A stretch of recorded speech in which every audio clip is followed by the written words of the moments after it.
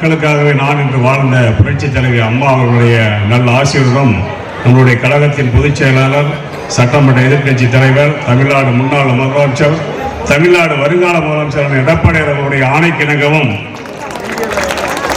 புரட்சி தலைவர் எம்ஜிஆருடைய 108வது பிறந்தநாள் விழாவை சிறப்பான ஏற்பாடு செய்த வீரபாண்டி கிழக்கு ஒன்றிய கழக செயலாளரும் வீரபாண்டி யூனியனுடைய முன்னாள் வைஸ் சேர்மன் ஆகிய வரவேற்புரையாற்ற எம் வெங்கடேசன் அவர்களே, கூட்டத்திற்கு சிறப்புரையாற்ற வந்திருக்கூடிய முன்னாள் அமைச்சர், கழக அமைப்பு செயலாளர் அண்ணன் செம்மலை அவர்களை வருக வருக என வரவேற்று, சென்ற வாரம் சென்னையிலே நடைபெற்ற மாவட்ட செயலாளர்கள் கூட்டத்தில் அனைத்து தமிழ்நாடு முழுவதும் அனைத்து மாவட்ட செயலாளர்கள் கொண்ட கூட்டத்தில் அண்ணன் எடப்பாடி அவர்கள் மற்றவர்கள் என்ன அறிவுரை கூறினார்னா, நீங்கள் எல்லாம் வேலை பார்ப்பது சேலம் புறநகர் மாவட்ட செயலாளர் இளங்கோவனை பார்த்து கற்றுக்கொள்ளுங்கள் என்று அண்ணன் எடப்பாடியுடைய வாயால் புகழப்பட்ட எங்களுடைய மாவட்ட கழக செயலாளர் இளங்கோவன் அவர்களே மற்றும் இந்த கூட்டத்தில் இந்த மாரமங்கலத்துடைய ஊராட்சியில் வெங்கடேஸ்வர அவர்களை பொதுக்கூட்டம் தான் நடத்த என கூப்பிட்டாரு. ஆனால் பெரிய மாநாடு போய் நடத்திருக்கிற இந்த அனைத்து உங்களுடைய மாரமங்கலத்துடைய ஊராட்சி மற்றும் கீரப்பாம்படி ஊராட்சி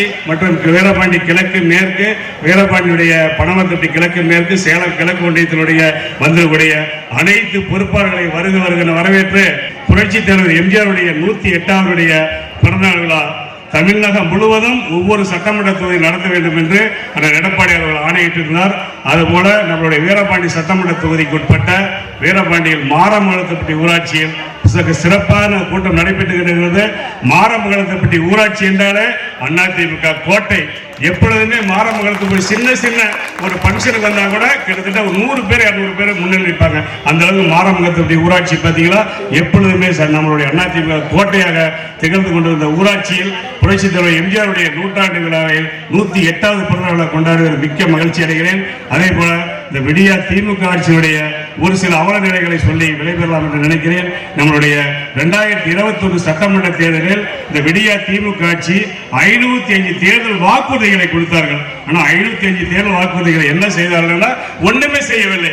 எங்களுடைய பொதுச்செயலாளர் எடப்பாடி அவர்கள் சட்டமன்றத்தில் பல கேள்விகளை கேட்கிறார். கிட்டத்தட்ட சென்ற வாரம் நடந்த சட்டமன்ற கூட்டத்தொடரில் இதுவரையில் எந்த எதிர்கட்சி தலைவருமே பேசாத நேரம் கிட்டத்தட்ட 3 மணி நேரம் அந்த எடப்பாடி அவர்கள் கேள்விகளை கேட்டார்கள். ஆனால் பதில் சொல்வதற்கு அமைச்சருக்கு திராணி இல்லை, முதலமைச்சருக்கு திராணி இல்லை. அந்த அளவுக்கு அவங்களுடைய இந்த விடியா திமுக ஆட்சியுடைய அவல நிலை இருக்கிறது. நாமல் எடப்பாடியார் அவர்கள் 2026 சட்டமன்ற தேர்தலில் நாமல் நம்பி இருக்கிறது எடப்பாடியார் செய்த திட்டங்களையும் மக்களையும் நம்பி நாம் வாக்கு கேட்க இருக்கிறோம். ஆனா அந்த விடியா திமுக ஆட்சி பணத்தை நம்பிட்டு இருக்காங்க, கூட்டணி கட்சி நம்புறாங்க, மற்றது எந்த செயலுமே செய்யவில்லை. அவங்க எதை நம்புறதுக்காக செய்யறதுனால அவங்களுடைய அதை செய்யல சொல்லி நாங்க இந்த சாரி செஞ்சோம் அந்த சாரி செய்ய சொல்லுவாங்க. எந்த சாரியுமே செய்யல. மகளிர் இவ்வளவு பேர் உட்காந்துக்கிறாங்க. ஆட்சி என்ன சொன்னாங்க? 2021 சட்டமன்ற தேர்தல் நாங்கள் ஆட்சிக்கு வந்தால் அனைத்து குடும்ப தலைவிக்கும் மாதம் 1000 ரூபாய் வழங்கப்படும் சொன்னாங்க. ஆனால் 1000 ரூபாய் வழங்கவில்லை. கிட்டத்தட்ட நம்ம கையாட்டுது. ஆனால் எடப்பாடி அவர்கள் நீங்கள் சொன்ன வாக்குறுதிகள் நிறைவேற்றிக்கொண்டு சட்டமன்றத்திலையும் பொதுக்கூட்டத்து வாயிலாக கேட்டுக்கொண்டதுக்கு என்னங்க கிட்டத்தட்ட 2.5 வருஷம் கழிச்சு பாராளுமன்ற தேர்தல் வருகிற நோக்கத்தில் கருத்தில் கொண்டுதான் கிட்டத்தட்ட 2,10,00,000 ரேஷன் கார்டு இருக்கிற தமிழ்நாட்டில் 1 கோடி பேருக்கு கொடுத்தாங்க. மிச்சம் 1,10,00,000 பேருக்கு கொடுக்கல. கேட்ட தகுதி இல்லையா? ஆனா நான் எடப்பாடி அவர்கள் தைப்பொங்கலுக்கு அனைத்து குடும்பத்தாருக்கு 2,500 ரூபாய் கொடுத்தாரு. தகுதியை பார்க்கவில்லை, எதையும் பார்க்கவில்லை. அனைத்து குடும்ப தலைவர்களுக்கும் கொடுத்த ஒரே தலைவர் எடப்பாடி அவர்கள். நாங்களுடைய எடப்பாடியார் செய்ய சாதனைகளை சொல்லிதான் ஓட்டு கேட்ட உங்க முன்னாடி நான் சட்டமன்ற உறுப்பினர் நிற்கிறேன். ஆனா அந்த விடியா திமுக 3 ஆண்டு காலம் செய்த சாதனை என்னன்னா எந்த சாதனையுமே இல்லை. ஒரு முதலமைச்சர் சொல்றாரு 505 வாக்குறுதியில 80% நிறைவேற்றிட்டு ஒரு கூட்டத்தில் சொல்றாரு. ஒரு மந்திரி 70% கூட்டத்தில் நிறைவேற்றினாங்கிறான், இன்னொரு மந்திரி 60%. பொய்ய சொல்றதே தப்பா சொல்றாங்க.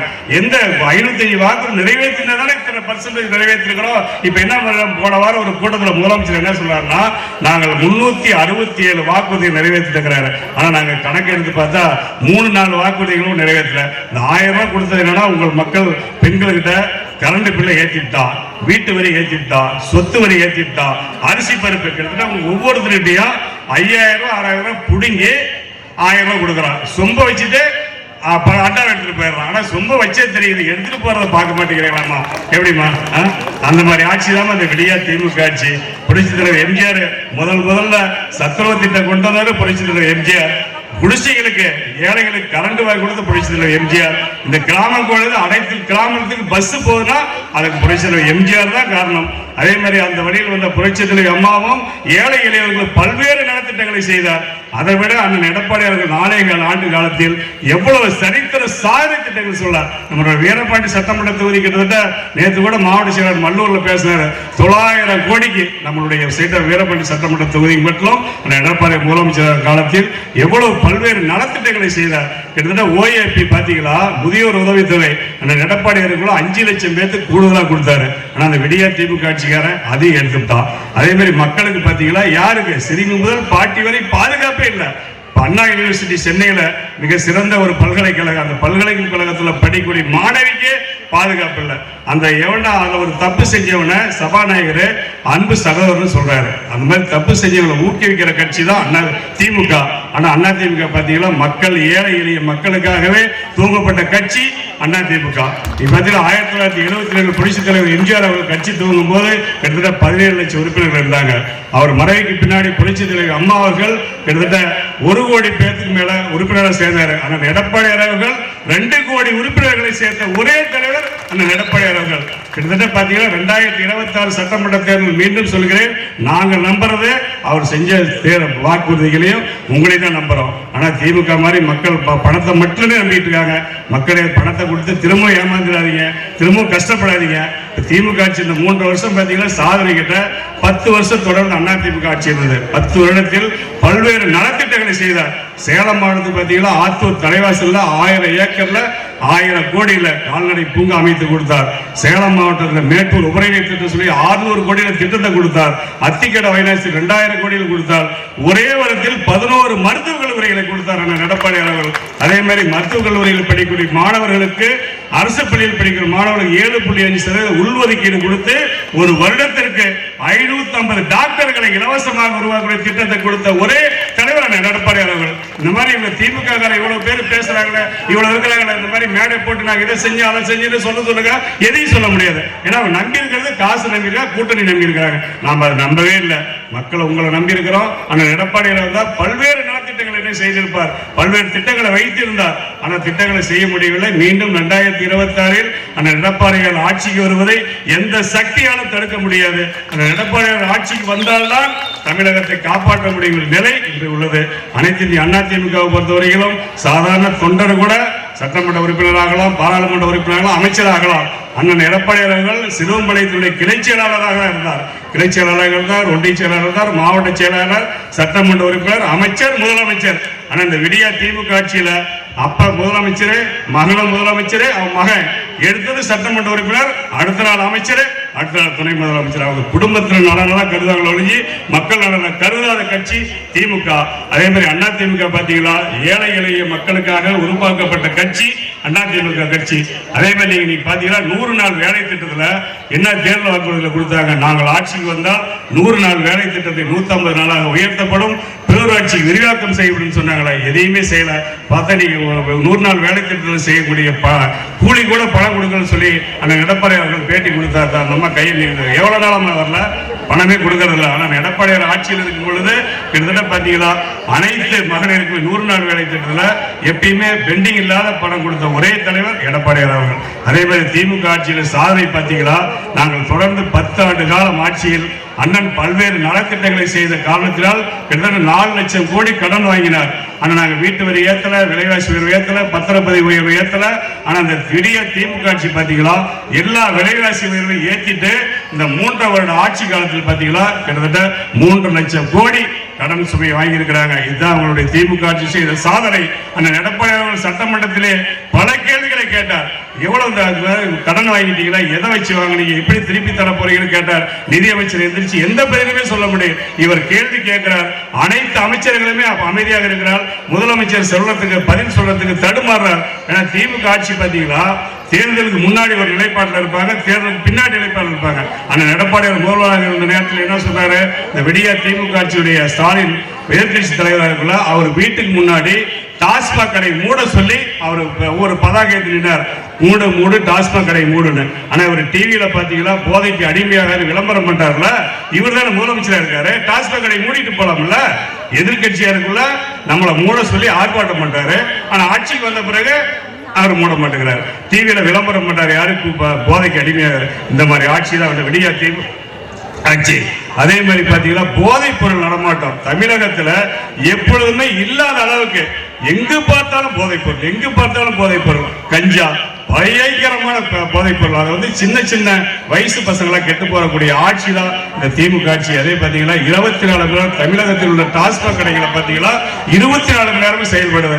ஆனால் அண்ணன் எடப்பாடியார் ஆட்சி காலத்திலும் சரி, பொடிச்செல்வி அம்மா ஆட்சி காலத்திலும் சரி சட்ட ஒழுங்கு மிக சிறப்பாக செயல்படுறதுக்கு உதாரணம் நம்ம அனைத்து இந்திய அண்ணா திமுக ஆட்சி மட்டும்தான். ஆனா திமுக ஆட்சியினுடைய எல்லாமே ரவுடித்தனம், டெய்லி கொலை கொள்ளை, டெய்லி கொலை கொள்ளை.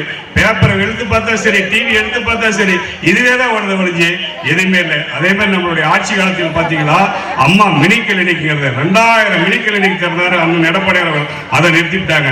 தாலிக்கு தங்கம் நாம் ஆட்சியில் கொடுத்தோம், அதை நிறுத்திட்டாங்க. அதே மாதிரி அம்மா உணவகம், ஏழை எளிய மக்களுக்காக உருவாக்கப்பட்ட திட்டம் தான் அம்மா உணவகம், அதையும் நிறுத்திட்டாங்க. அம்மா சிமெண்ட் விலை கம்மியா கொடுத்து ஏழை எளிய மக்கள் வீடு கட்டுன்னு சொல்லி அம்மா சிமெண்ட் கொடுத்தாரு அண்ணன் எடப்பாடியார், அதையும் நிறுத்திட்டாங்க. இந்த மாதிரி நல்ல திட்டங்களை நிறுத்தின ஆட்சி தான் இந்த திமுக ஆட்சி. அதே மாதிரி பாத்தீங்கன்னா நம்மளுடைய பசுமை வீடு கொடுத்தோம், அதையும் நிறுத்திட்டாங்க. விலையில்லா மடிக்கணினி கிட்டத்தட்ட நம்மளுடைய ஆட்சியில 52 லட்சம் பேருக்கு மடிக்கணினி கொடுத்த ஒரே முதல்வர் அண்ணன் எடப்பாடியார் அவர்கள். படிப்புக்காக அதிகமாக நிதி கொடுத்து படிப்புக்காகவே நிறைய எப்படி உள்ஒதுக்கீடு கொடுத்தாரோ அதே மாதிரி ஏகப்பட்ட நலத்திட்டங்களை தமிழ்நாட்டில் பார்த்தீங்கன்னா 2029 அடையக்கூடிய இலக்கை 2019 அடைந்த முதலமைச்சராக எடப்பாடியார். அதே மாதிரி தமிழ்நாட்டில் பார்த்தீங்கன்னா அந்த எடப்பாடியார் முதலமைச்சராக இருந்த நேரத்தில் தமிழகத்தில் அதிகமாக தார் சாலை ஏற்பட்ட மாநிலம் எதுனா நம்ம தமிழ்நாடு. அதே மாதிரி தமிழ்நாட்டுக்கு பல திட்டங்களை செய்தார். இன்னும் மாவட்ட செயலாளர் பேசணும், முன்னாள் அமைச்சர் பேசணும். நீங்களா பணிகளை காத்துட்டு இருக்கிறீங்க. நல்லா வந்திருக்கக்கூடிய அனைவருக்கும் மீண்டும் ஒரு முறை என்னுடைய நன்றியை தெரிவித்துக் கொண்டு விடைபெறுகிறேன். நன்றி, வணக்கம்.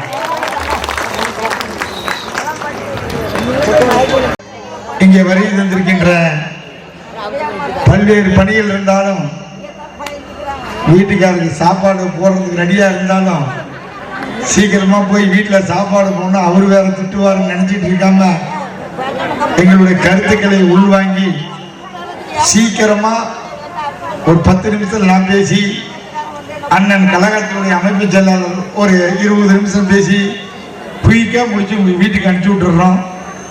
ஏன்னா இந்த காலத்தின் கட்டாயத்தில் நம்ம பேச வேண்டிய நிலைமையில் இருக்கிறோம்.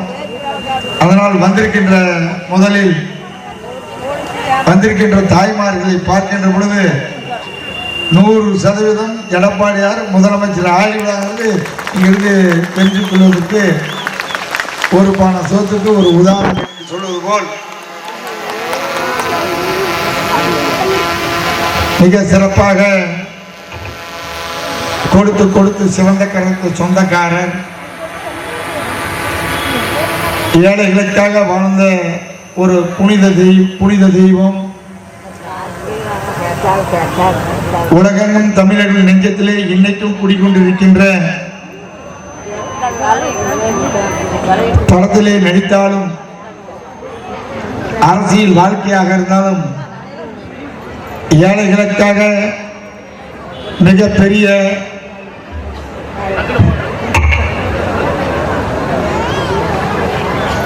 ஏழைகள் வாழ வேண்டும் நோக்கத்தோடு ஒரு மாபெரும் தலைவர் புரட்சி தலைவர் எம்ஜிஆர் அவர்கள்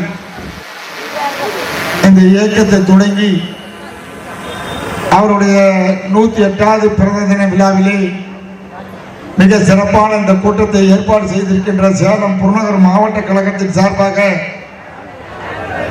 வீரபாண்டி சட்டமன்ற தொகுதியிலே மிக சிறப்பான இந்த கூட்டத்தை ஏற்பாடு செய்திருக்கின்ற எங்களுடைய கழகத்துடைய பொதுச் செயலாளர், நாலாண்டு காலம் நல்லாட்சி கொடுத்த தமிழகத்துடைய முதலமைச்சராக பணியாற்றி இன்று ஆளுகின்ற கட்சிக்கு சிம்ம சொப்பனமாக விளங்கிக் கொண்டிருக்கின்ற 2 கோடி தொண்டர்களினுடைய பாதுகாவலர், அன்பிற்கும் மிகுந்த மரியாதைக்கும் உரிய கழகத்துடைய பொதுச் செயலாளர் அரவிந்த் எடப்பாடியாருடைய அனுமதியோடு இன்றைக்கு எம்ஜிஆர் பிறந்த தின விழாவிலே 8 சட்டமன்ற தொகுதி நடந்தாலும் இங்கே அதிக மகளிர்களை வரவழைத்து மிக பிரமாண்டமான இந்த கூட்டத்தை ஏற்பாடு செய்து தலைமையேற்று நடத்தி கொண்டிருக்கின்ற அருமை தம்பி வெங்கடேஷ் அவர்களை இந்த நிகழ்ச்சியிலே சுருக்கமாக பேசி அமர்ந்திருக்கின்ற நேற்று மாணவரணி கூட்டமாக இருந்தாலும் இன்றைக்கு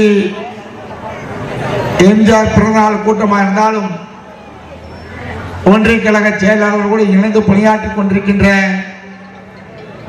சட்டப்பேரவை உறுப்பினர் அறிவிநம்பர் ராஜமுத்து அவர்களே, இந்த நிகழ்ச்சிக்கு வரி தந்து சிறப்பித்துக் கொண்டிருக்கின்ற மாணவர்களுடைய மாவட்ட செயலாளர் அறிவிநம்பர் தமிழ்மணி அவர்களே, இந்த கூட்டத்துக்கு சிறப்பாக வரி தந்து பேசுவதற்கு வழிவிட்டு அமர்ந்திருக்கின்ற வீரபாண்டியனுடைய ஒன்றியத்துடைய முன்னாள் பெருந்தலைவர், பாசத்திற்கு மிகுந்த மரியாதைக்கு உரிய அறிவிநம்பர் வரதராஜ் அவர்களே, பனமரத்துப்பட்டியினுடைய ஒன்றிய கழகத்துடைய செயலாளர் முன்னாள் ஒன்றியத்துடைய பெருந்தலைவர், அன்பிற்கு மிகுந்த மரியாதைக்கு உரிய அறிவண்ணன் ஜெகநாதன் அவர்களே, நிகழ்ச்சிக்கு வழி தந்து சிறப்பித்துக் கொண்டிருக்கின்ற மரியாதை கூறிய அறிவிநம்பர் பாலச்சந்திரன் அவர்களே, நிகழ்ச்சிக்கு வழி தந்திருக்கின்ற மரியாதை கூறிய சேலம் ஒன்றிய கழகத்துடைய செயலாளர் வையாபுரி அவர்களே, இங்கே வழி தந்து எங்களுக்கு பேசுவதற்கு நேரத்தை ஒதுக்கிவிட்டு அமர்ந்திருக்கின்ற முன்னாள் சட்டப்பேரவை உறுப்பினர் மரியாதைக்குரிய அன்பு சகோதரர் மனோரமணி அவர்களே, இந்த நிகழ்ச்சியிலே சிறப்பான முறையில் வழி தந்து சிறப்பித்துக் கொண்டிருக்கின்ற பேரூர் கழகத்துடைய செயலாளர் அறிவிநம்பர் கண்மணி அவர்களே, அறிவிநம்பர் சின்னத்தம்பி அவர்களே, அறிவிநம்பர் மாதேஷ் அவர்களே, நிகழ்ச்சியிலே வழி தந்து சிறப்பித்துக் கொண்டிருக்கின்ற கழகத்துடைய பொதுக்குழு உறுப்பினர் அன்றைக்கு மிகுந்த பாசத்திற்குரிய அன்பு சகோதரி விஜயா தைலான் அவர்களே, கைத்தறியினுடைய மாவட்ட செயலாளர், எந்த நிகழ்ச்சியா இருந்தாலும் அது மேட்டூர் நடந்தாலும் சரி, கள்ளக்குறிச்சியில் நடந்தாலும் சரி, 10 பேர்த்தை கூப்பிட்டு வரக்கூடிய தம்பி வினோத் அவர்களே, எங்களோடு சேர்ந்து ஊடகங்கள் திமுக பக்கம் இருந்தாலும் இன்னைக்கு ஐடிவிகளை சிறப்பாக பணியாற்றி கொண்டிருக்கின்ற அறிவு தம்பி தினேஷ் பாலாஜி அவர்களே, ஜெயகாந்த் அவர்களே, அறிவு நண்பர் ராஜராஜ சோழன் அவர்களே, இந்த நிகழ்ச்சிக்கு எங்களோடு வரி தந்திருக்கின்ற அயோத்தியாபட்டினம் ஒன்றிய கழகத்துடைய செயலாளர் அறிவு நண்பர் மெடிக்கல் ராஜா அவர்களே, இந்த நிகழ்ச்சிக்கு வரி தந்து சிறப்பித்துக் கொண்டிருந்தாங்க வீரபாண்டி தொகுதியினுடைய பனமரத்துப்பட்டி ஒன்றிய கழகம், வீரபாண்டி ஒன்றிய கழகம், நம்மளுடைய மாரமங்கலத்தின் ஊராட்சியில் இருக்கின்ற அனைத்து கிளைக்கழகத்துடைய நிர்வாகிகள், அதற்கு மேலாக இங்கே போட்டி கொண்டு சால் வினைத்த அனைவர்களுக்கும் மாவட்ட கழகத்தின் சார்பாக என்னுடைய மனமார்ந்த நன்றியை இந்த நேரத்திலே தெரிவித்துக் கொள்ள கடமைப்பட்டுகின்ற நண்பர்களே, இறுதியாக இந்த கூட்டத்திலே புரட்சித் தலைவர் எம்ஜிஆர் காலத்திலே பணியாற்றியவர், பேரறிஞர் அண்ணா அவர்கள் காலத்தில் பணியாற்றியவர், இன்றைக்கு கழகத்துடைய மூத்த முன்னோடி, கழகத்துடைய அமைப்பு செயலாளர், முன்னாள் அமைச்சர்,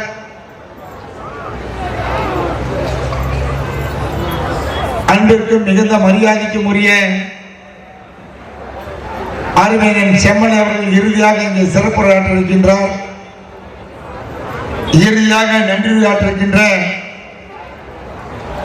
மாரமங்கலத்து ஊராட்சியை பொறுத்த வரைக்கும்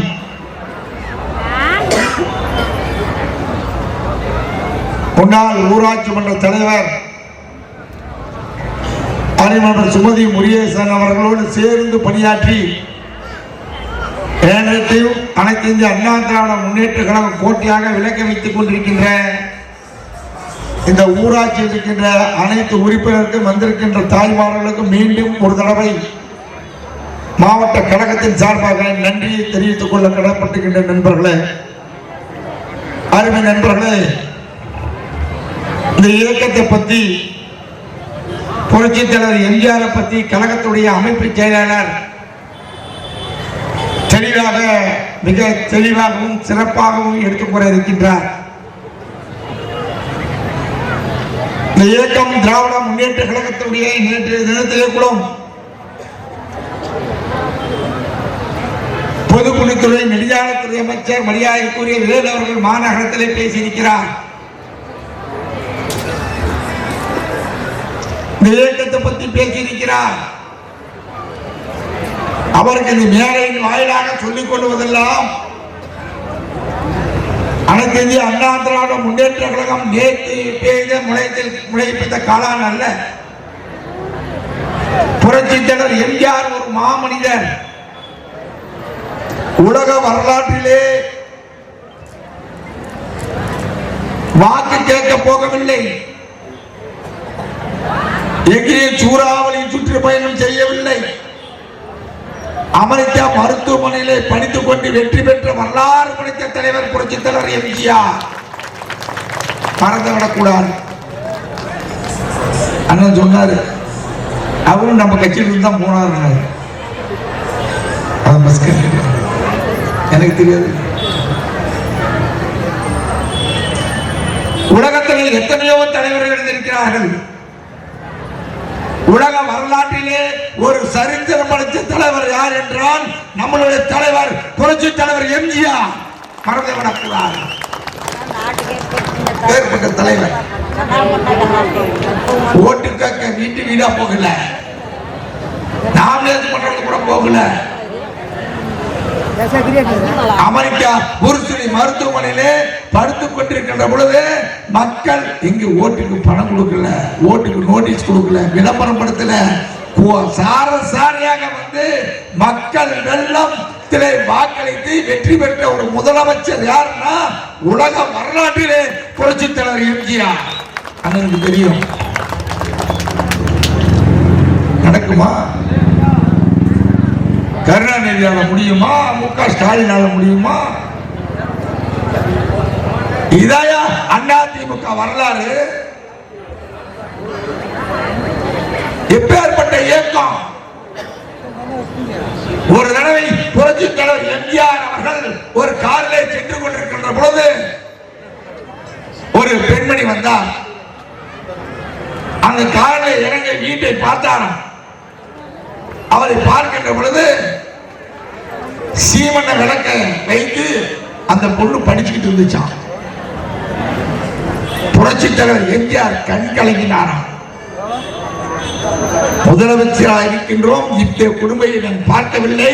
உடனடியாக அனைத்து கூரை வீடுகளுக்கும் ஒத்த விளக்கு கொடுத்த ஒரு மாமனிதர் புரட்சித் தலைவர் எம்ஜிஆர். இயக்கத்தை பத்தி பேசலாமா? இருவரும் தலைவர் உருவாக்கப்பட்ட இயக்கம் புரட்சித் தலைவர் அம்மா அவர்களும் புரட்சித் தலைவர் எம்ஜிஆர் அவர்களும் மறந்துவிடக் கூடாது. இங்க வந்திருக்கின்ற தாய்மார்கள் மனமாற்றத்தோடு பாருங்கள். எம்ஜிஆர் சொன்னார், ஏழையில் படிக்கின்ற மாணவ செல்வங்கள் படிக்க வேண்டும், அந்த மாணவர் சமுதாயம் படிக்க வேண்டும். பசியால் படிப்பை நிறுத்திவிடக் கூடாது என்று சத்துணவு திட்டத்தை கொடுத்த கதாநாயகன், சரித்திர நாயகன் புரட்சித் தலைவர் எம்ஜிஆர். அண்ணா இல்லை, கருணாநிதி கேட்டாராம், நிதியிலேயே இதை பாதியிலே நிறுத்தி விடுங்களான்னு கேட்டாராம். அப்ப எம்ஜிஆர் சொன்னாராம், நான் கடைக்கோடியில் இருக்கின்ற கிராமப்புற மக்களா இருந்தாலும் சரி, அது நகரா மக்களா இருந்தாலும் சரி, பிச்சை எடுத்தாவது இந்த திட்டத்தை நிறைவேற்றுவேன் சொன்ன ஒரு மாமனிதர் புரட்சித் தலைவர் எம்ஜிஆர். அண்ணனுக்கு தெரியும் ஏன் எதுக்கு சொல்றேன், அந்த இயக்கம் அப்படி வளர்க்கப்பட்ட இயக்கம். ஏதோ நேற்று பெய்த மழையில் முளைத்த காளான் அல்ல அதிமுக. உலக வரலாற்றிலே 32 காலம் ஆட்சியில் இருந்த ஒரு கட்சி எதுனா அது அனைத்து இந்த அண்ணா திராவிட முன்னேற்ற கழகம். மறந்துவிடக் கூடாது. ஸ்டாலினால முடியுமா? கருணாநிதியை பார்த்த கட்சி இந்த கட்சி. 5 வருஷம் மேல வர முடியாது. ஆனால் புரட்சித் தலைவர் எம்ஜிஆர் அவர்களும் மாண்புமிகு அம்மா அவர்களும் தொடர்ந்து இருந்தாங்க ஆட்சியில்.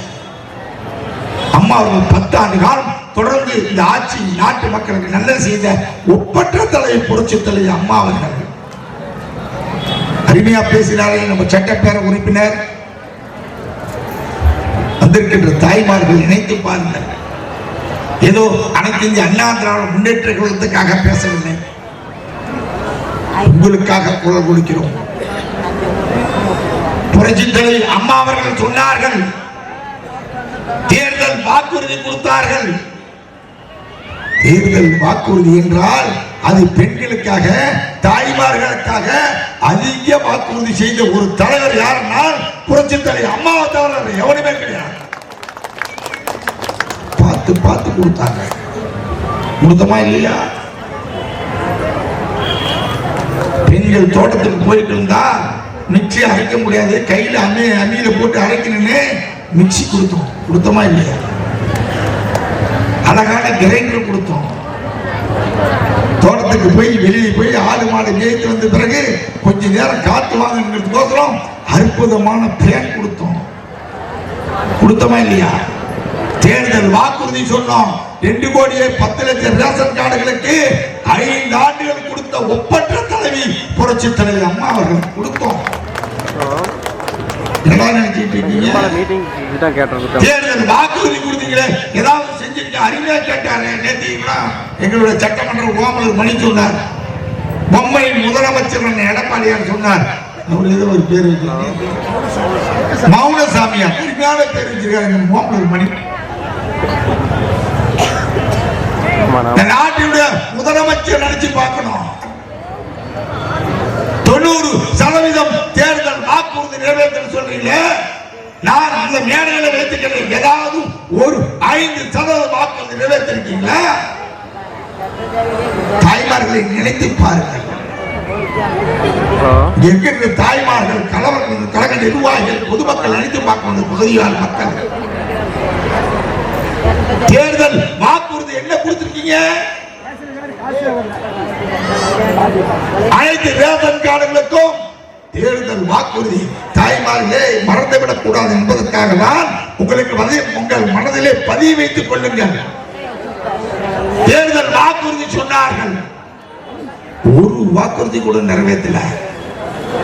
வர மந்திரி எல்லாம் பொய்ய பேசிட்டு போயிட்டு இருக்காங்க.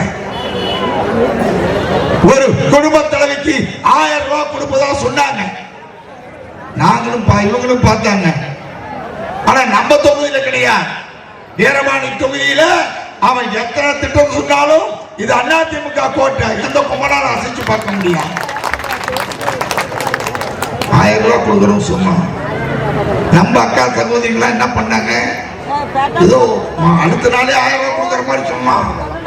அப்போ ஒரு பக்கம் பையன் ஒரு பக்கம் சொன்னாங்க, அனைத்து ரேஷன் கார்டு கொடுப்பதா சொன்னாங்க. கொடுத்தாங்க. 2 ஆண்டுகள் கழித்து 1000 ரூபாய் கொடுப்பதா சொல்லி நம்ம வீரபாண்டி தொகுதியில 1,50,000 ரேஷன் கார்டு இருக்குதுன்னு வச்சுக்கீங்க, 60,000 ரேஷன் கார்டு கொடுக்குறோம்.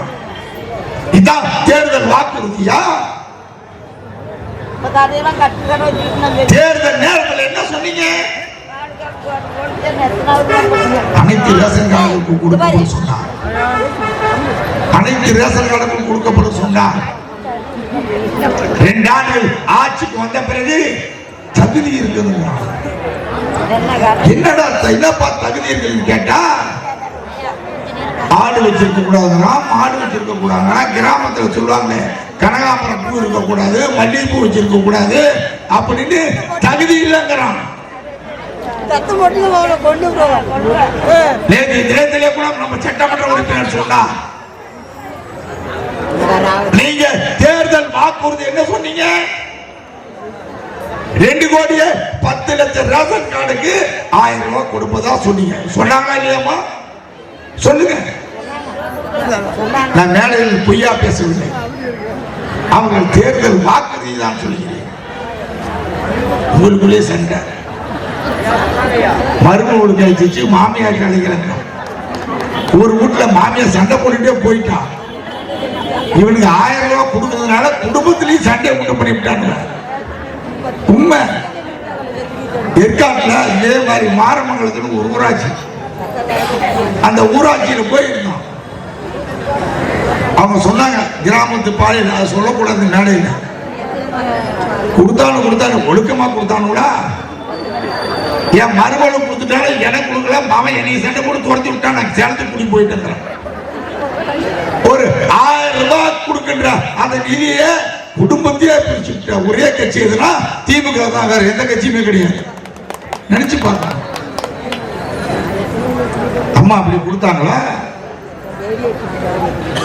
தாலிக்கு தங்கம் கொடுத்தாங்க. இங்கே அமர்ந்திருக்கின்ற தாய்மார்கள் நினைத்து பாருங்கள். இவங்க 1000 ரூபாய் எப்படி கொடுக்கறாங்க நினைச்சு பார்க்கணும். ஏதோ அவன் சொல்றாங்களேன்னு சொல்லி வாக்கு போட்டுறீங்க. ஒரு குடும்ப தலைவிக்கு மொத்தத்தில் 24,000 ரூபாய் ஒரு வருஷத்துக்கு கொடுக்கறாங்க. வந்திருக்கின்ற தாய்மார்கள் கணக்கிட்டு பார்க்கப்பட வேண்டும். அதே ஒரு குடும்ப தலைவிக்கு நாங்க கிட்டத்தட்ட 1 லட்சம் ரூபாய் கொடுத்திருக்கிறோம். கணக்கிட்டு பாருங்க. தாலிக்கு தங்கம் கொடுத்திருக்கிறோம். அந்த படிக்கின்ற பெண்ணுக்கு 50,000 ரூபாய் ஊக்கத்தொகை கொடுத்திருக்கிறோம். ஆடு கொடுத்திருக்கோம், மாடு கொடுத்திருக்கிறோம். அந்த படிக்கின்ற மாணவ செல்வங்களுக்கு லேப்டாப் 55 லட்சம் பேத்துக்கு மடிக்கணியை கொடுத்து அழகு பார்த்த தலைவி புரட்சித் தலைவி அம்மா நடப்பாடியா கொடுத்தமா இல்லையா? அண்ணன் கூட சொல்வார், உலக வரலாற்றிலே தங்கம் பலர நாட்டில் கூட தங்கம் கொடுக்கவில்லை. உலக வரலாற்றிலே தாலிக்கு தங்கத்தை கொடுத்து அழகு பார்த்த தலைவி புரட்சித் தலைவி அம்மா அவர்கள் பெண்களுக்காக கொடுத்தார். இப்படி எல்லாம் கணக்கு பார்க்கின்ற பொழுது ஒரு குடும்பத்துக்கு தலைவிக்கு நாங்க 1 லட்சம் ரூபாய் கொடுத்திருக்கிறோம். அந்த 1 லட்சம் ரூபாயை எடுத்துதான் உங்களுக்கு ஒரு வருஷத்துக்கு 74,000 ரூபாய் கொடுக்கணும். மீதி 26,000 ரூபாய் என்னாச்சு? மீதி 76,000 ரூபாய் என்னாச்சு? நாங்க ஒரு குடும்ப தலைவிக்கு மானியத்தில் ஸ்கூட்டர் கொடுத்தோம் 20,000 ரூபாயில. தம்பி அழகா சொல்லி கை காமிக்கிட்டே இருக்காரு. சொல்லிட்டே போனா அண்ணன் வேற பேசணும்ல, அழகா சொல்றாரு. ஸ்கூட்டர் கொடுத்தோம் மானியத்தில். மகளிர் சுய உதவி குழு தமிழ்நாட்டிலே தாய்மார்களே மனசாட்சியோடு நினைச்சு பாருங்கள். உலக வரலாற்றிலே ஆண்களுக்கு இணையாக பெண்கள் வாழ வேண்டும் என்று 1991 புரட்சித் தலைவி அம்மா அவர்கள் முதலமைச்சர் இருக்கின்ற பொழுதுதான் மகளிர் சுய உதவி குழு ஆரம்பித்த தலைவி புரட்சித் தலைவி அம்மா அவர்கள். குழு கொடுத்தோம். ஒரு குடும்ப தலைவிக்கு நாங்க 1 லட்சம் ரூபாய் கொடுத்திருக்கிறோம். ஆனா இவங்க 1000 ரூபாய் கொடுத்து 12 மாசத்துக்கு எவ்வளவு ஆச்சு? 12,000 கூட்டிட்டு 2 வருஷம் 1 வருஷம் தான் இருக்கு. எவ்வளவு ஆச்சு? 20,000. நாங்க 1 லட்சம் ரூபாய் கொடுக்கிறோம். அந்த 12,000 ரூபாய் ஒரு வருஷத்துல கொடுத்து மாசம் 1000 ரூபாய் கொடுத்து அந்த 1000 ரூபாய்க்கு பின்னாடி என்ன சொல்றாங்க? மின்சார கட்டணத்தை ஏற்றிட்டான். நீங்க உங்ககிட்ட 1000 ரூபாய் கட்டி உங்ககிட்ட 2000 ரூபாய் கொடுக்குற ஆட்சி எதுன்னா அது திராவிட முன்னேற்ற கழக நாட்டினுடைய முதலமைச்சர். ஆட்சிக்கு வந்த பிறகு ஒரு பேச்சு, ஆட்சிக்கு இல்லாத ஒரு பேச்சு. இதே முதலமைச்சர், இன்றைக்கு இருக்கின்ற முதலமைச்சர் எதிர்கட்சி தலைவராக இருக்கின்ற பொழுது அன்றைக்கு அண்ணன் சட்டமன்ற உறுப்பினராக இருந்தார். சட்டமன்றத்தில் கேட்கிறார், அன்றைக்கு இருக்கின்ற முதலமைச்சர் அண்ணன் எடப்பாடியார் பார்த்து கேட்கிறார், மாண்புமிகு முதலமைச்சர் எடப்பாடியார் அவர்களே, மின்சார கட்டணத்தை ஏற்றக்கூடாது, மின்சார கட்டணம் ஏற்றினால் மக்கள் பாதிக்கிறார்கள் சொன்னார். அப்ப அண்ணன் சொன்னாரு, நாங்க மின்சார கட்டணத்தை ஏற்றலன்னு சொன்னாரு. ஆனாலும் வீட்டுக்கு முன்னாடி தட்டியை பிடிச்சி மின்சார கட்டணத்தை ஏற்றாதே என்று இவ குடும்பத்துக்கு முன்னாடி தட்டி பிடிச்சு போராடின அன்றைக்கு இருக்கின்ற எதிர்கட்சி தலைவர் இன்றைக்கு ஆட்சிக்கு வந்தவுடனே 3 முறை மின்சார கட்டணம் ஏற்றின தலைவர் யாருன்னா இந்த நாட்டினுடைய முதலமைச்சர். இதுதான் இந்த நாட்டினுடைய திமுகவுடைய சாதனையா நினைச்சு பார்க்கணும். மனசாட்சியோடு வாக்காளர் பெருமக்கள் நினைக்கலாம். இதை எங்களுக்காக பேசவில்லை. ஒரு மின்சார கட்டணம் புரட்சி தலைவர் அம்மாவர்கள் ஆட்சியில் இருந்தார்கள். அண்ணங்களும் அன்றைக்கு சுகாதாரத்துறை கல்வி அமைச்சராக இருந்தார். ஒரு அப்பலுக்கு இல்லாத மந்திரியாக பணியாற்றினார். மின்சார கட்டணம் 10 ஆண்டுகள் எவ்வளவோ அரசாங்கத்துக்கு நஷ்டம் ஏற்பட்டாலும் மின்சார கட்டணத்தை ஏற்றக்கூடாதுன்னு சொன்னார். அண்ணா அமைச்சரவையில கூட சொல்லிருக்காங்க. அந்த மின்சார கட்டணம் ஏற்றுகின்ற காரணத்தினால்தான் விலைவாசி உயர்ந்து கொண்டே போகிறது. விலைவாசி உயர்வுக்கு யார் காரணம்? நாட்டினுடைய முதலமைச்சர் மு.க. ஸ்டாலின். அதைதான் எங்களுடைய எதிர்க்கட்சி தலைவர் சொல்லிக் கொண்டிருக்கிறார். 10 ஆண்டுகள் ஆட்சியில் இருந்தோம், குப்பைக்கு வரி போட்டிருக்கோமா? மின்சார கட்டணத்தை ஏற்றிருக்கோமா? கிராமத்தில் இருக்க தாய்மார்கள் தண்ணி பிடிக்கின்ற வரியை கூட போடாத ஆட்சி எதுனா அது அதிமுக ஆட்சி. மனசாட்சி உள்ளவர் நினைத்து பாருங்கள். பேர்பட்ட திட்டம் கொடுத்திருக்கிறோம். இங்க கூட நம்மளுடைய சட்டமன்ற உறுப்பினர் சொன்னார், திராவிட முன்னேற்ற 4 அடி எடுத்து வைக்கிறார்கள். வீரபாண்டி சட்டமன்ற தொகுதிக்கு ஏதாவது 1 கோடியில ஒரு திட்டத்தை கொடுத்திருப்பாங்களா? தேர்தல் வாக்குறுதி சொன்னார்கள், நாங்கள் ஆட்சிக்கு வந்தால் பணமர்த்தப்பட்டு ஏரியை சுத்தம் செய்து அதுக்கு 1000 கோடி ஒதுக்கப்படும் சொன்னார். 4 ஆண்டு முடிஞ்சு போச்சு. எப்ப செய்யறது? அண்ணன் பார்த்தார், இந்த வீரபாண்டி சட்டமன்ற தொகுதிக்கு குடிநீருக்கு மட்டும் 650 கோடி கூட்டு குடிநீர் திட்டம் கொடுத்த தலைவர் அண்ணன் எடப்பாடியார். கொடுத்தமா இல்லையா? திட்டத்தை செய்யல, மக்களை ஏமாத்துறான். சில பேர் என்ன பண்றாங்க, அந்த செய்வார். அதோட முந்தானத்து ஒரு 3 நாளைக்கு முன்ன அண்ணன் கூட சொன்னேன், ஒரு முக்கிய அறிவிப்புன்னு போட்டாயா. நாளை மதியம் 11 மணிக்கு நான் முதலமைச்சராகிய நான், முத்துவேல் கருணாநிதி மகனாகிய நான் ஒரு முக்கிய அறிவிப்பு வெளியிடுறேன்னு சொன்னாங்க.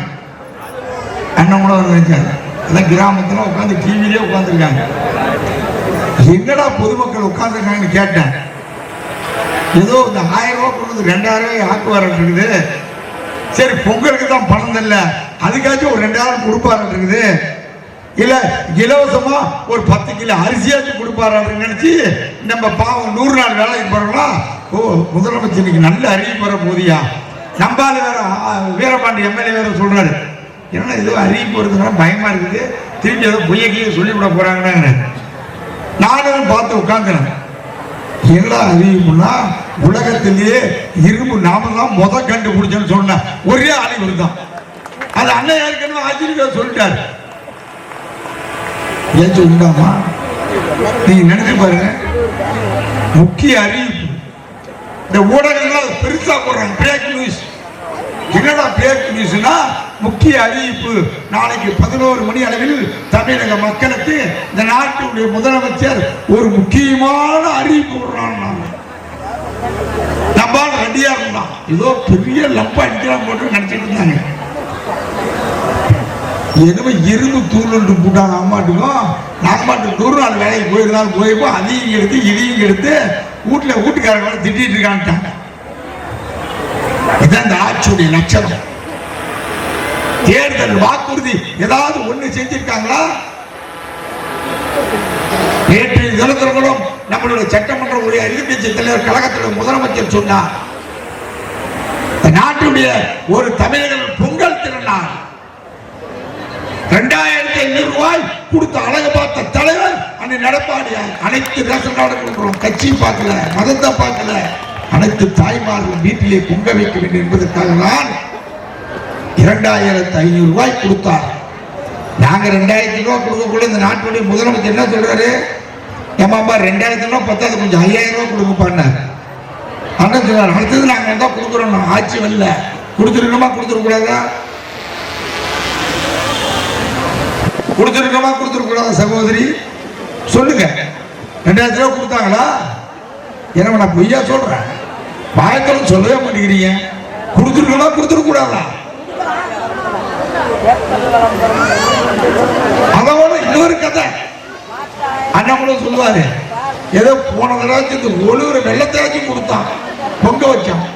எங்கேயாச்சும் சர்க்கரையில பொங்க வச்சு பாத்துறீங்களா ஐயா? சர்க்கரை பொங்கல் சர்க்கரையில வைக்க சொன்ன ஒரே ஆளு இந்த நாட்டுடைய முதலமைச்சர் தான். அந்த அம்மா கதை பெரிய கதையா இருக்குது. ஓஎப்பி நிறுத்திட்டா ஓஎப்பி நிறுத்திட்டா சொல்லிட்டே இருக்கு.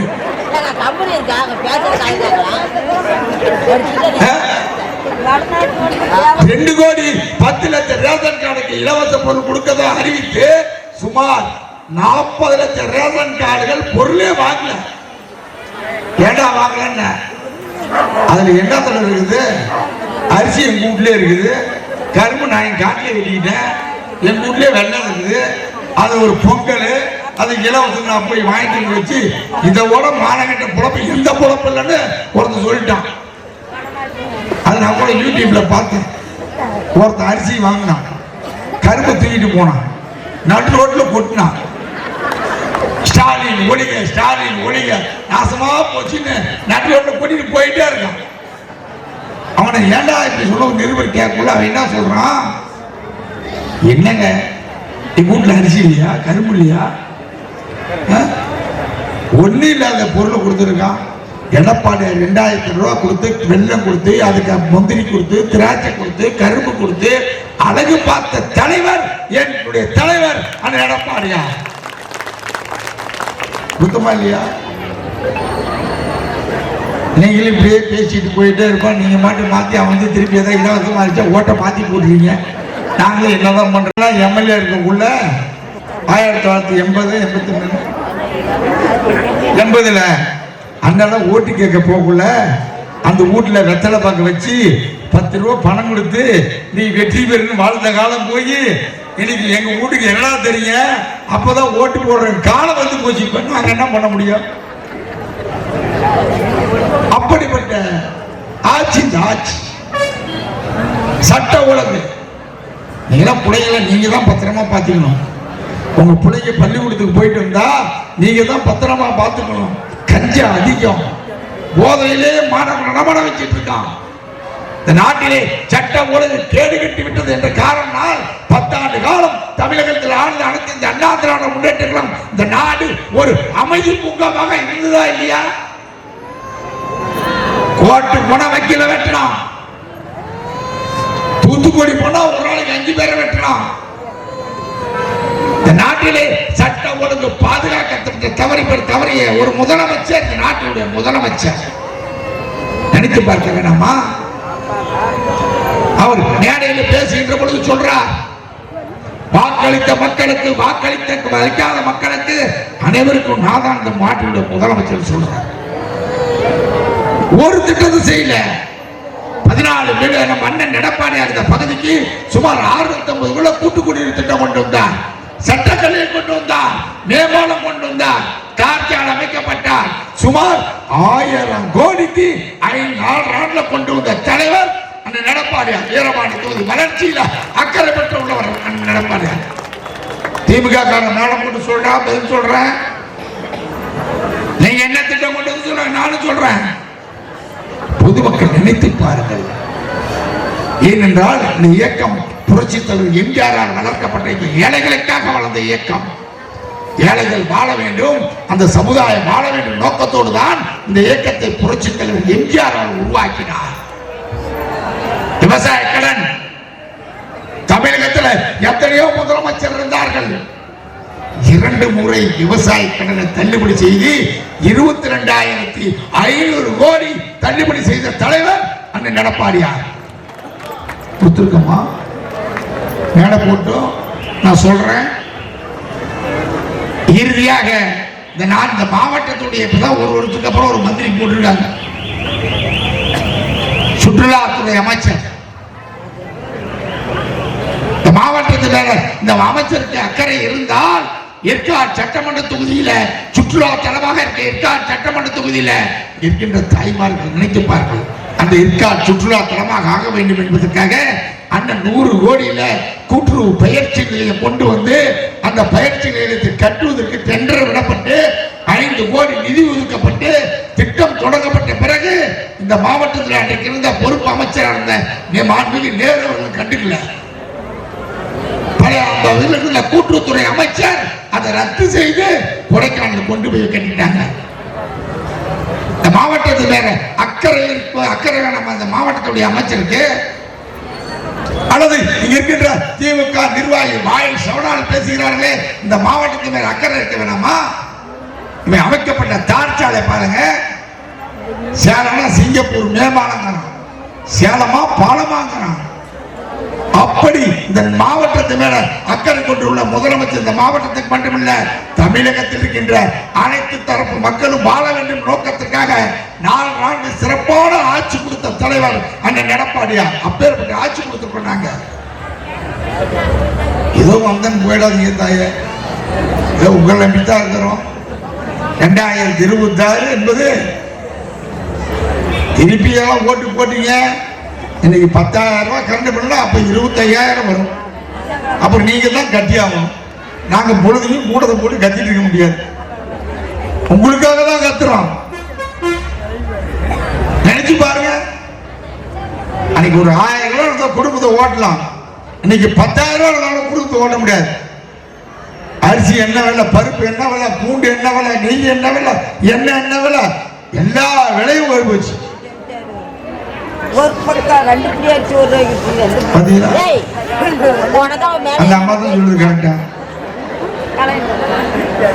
அதனால் வந்திருக்கின்ற தாய்மார்கள் தயவு செய்து அக்கா தங்கச்சிக்கிட்ட சொல்லுங்க, சகோதரிகிட்ட சொல்லுங்க, எல்லாத்துக்கும் சொல்லுங்க. இந்த ஆட்சி திருப்பி சொல்லுவாங்க, திருப்பி வருவாங்க. இலவச பசுமா பாய் தூரத்தில் நின்று போச்சு. ஏதாவது கதையெல்லாம் சொல்லுவான். ஒன்றும் பயப்படாதீங்க, எடப்பாடியார் வலுவான கூட்டணி அமைப்பார். உங்களை காப்பாற்றக்கூடியவர் எடப்பாடியார். மகளிருக்காக அம்மா கொண்டு வந்த திட்டத்தை மீண்டும் கொடுப்பார். விடுபட்ட தாலிக்கு தங்கத்தை கொடுப்பார். அந்த மாணவர் சமுதாயத்துக்கு விடுபட்ட அமைகள் கொடுக்காத அந்த மடிக்கணியை கொடுப்பார். கர்ப்பிணி பெண்களுக்கு 25,000 கொடுப்பார். அங்கே பிறக்கின்ற குழந்தைக்கு கூட ஏன் சொல்றோம், தாய்மார் நினைச்சு பாருங்க. உங்களுக்காக உழைத்த தலைவி புரட்சித் தலைவி அம்மா. அம்மா மறைந்தாலும் அந்த பிறக்கின்ற குழந்தைக்கு 5,000 ரூபாயில பெட்டகத்தை கொடுத்து அழகு பார்த்த தலைவி புரட்சித் தலைவி அம்மா. அது நிறுத்தலாமா? அந்த குழந்தை என்னையா பாவம் செஞ்சது? அந்த குழந்தைக்கு கொடுக்குற 5,000 நிறுத்தி வாங்கி அந்த பெட்டகத்தை நிறுத்திட்டாங்க. எவ்வளவு திட்டத்தை நிறுத்திட்டாங்க. அதனாலதான் வந்திருக்கின்ற தாய்மார்கள் தயவு செஞ்சு சிந்தித்து பாருங்கள். இந்த ஆட்சி அகற்றப்பட வேண்டும், இந்த ஆட்சியை அப்புறப்படுத்த வேண்டும். மக்கள் விரோத போக்கு ஆட்சி இந்த ஆட்சி. வருகின்ற ஆட்சி அன்னை எடப்பாடியார் ஆட்சி. அதுல மாறுபட்டு கருத்து கிடையாது. ஆனால் வந்திருக்கின்ற தாய்மார்கள் சகோதரிட்டு சொல்லுங்க, அக்கம் பக்கத்தில் சொல்லுங்க, எல்லா இடத்துலையும் சொல்லுங்க. ஏதோ பொய் சொன்னா நம்பி விடாதீர்கள். உங்களுக்கு ஒரே ஒரு கருத்து, உங்க மனசாட்சியோடு சொல்கிறேன், உங்கள் மனம் மாற்றத்தோடு சொல்கிறேன். உங்களுக்காக உழைக்கின்ற ஆட்சி அண்ணன் எடப்பாடியார் ஆட்சி, அதிமுக ஆட்சி என்று சொல்லி வருகின்ற 2026 எவ்வளவு கவலைப்படாதீங்க. ஸ்டாலினே நமக்கு ஆட்சி ஒப்படைச்சிட்டு போடுவோம், அது மாதிரி இருக்குது. அதனால் ஒன்றுத்துக்கு கவலைப்படாதீங்க. உங்களுக்காக உழைக்கின்ற எடப்பாடியார் இருக்கிறார். எடப்பாடியார் கருத்தை வலுப்படுத்தும் என்று சொல்லி சிறப்பான அந்த கூட்டத்தை ஏற்பாடு செய்த நம்மளுடைய ஒன்றிய கழக செயலாளர் அவர்களுக்கும் சட்டப்பேரவை உறுப்பினருக்கும், அதற்கு மேலாக இந்த மாரமங்கலத்தில் உள்ள ஊராட்சியில் இருக்கின்ற அனைத்து இந்த அண்ணா திராவிட முன்னேற்ற கழக கிளை செயலாளர், முன்னாள் ஊராட்சி மன்றத்தில் அனைத்து நண்பர்களுக்கும் மாவட்ட கழகத்தின் சார்பாக என்னுடைய தலை சார்ந்த வணக்கத்தை தெரிவித்து நன்றி சொல்லி விடைபெறுகிறேன். நன்றி, வணக்கம்.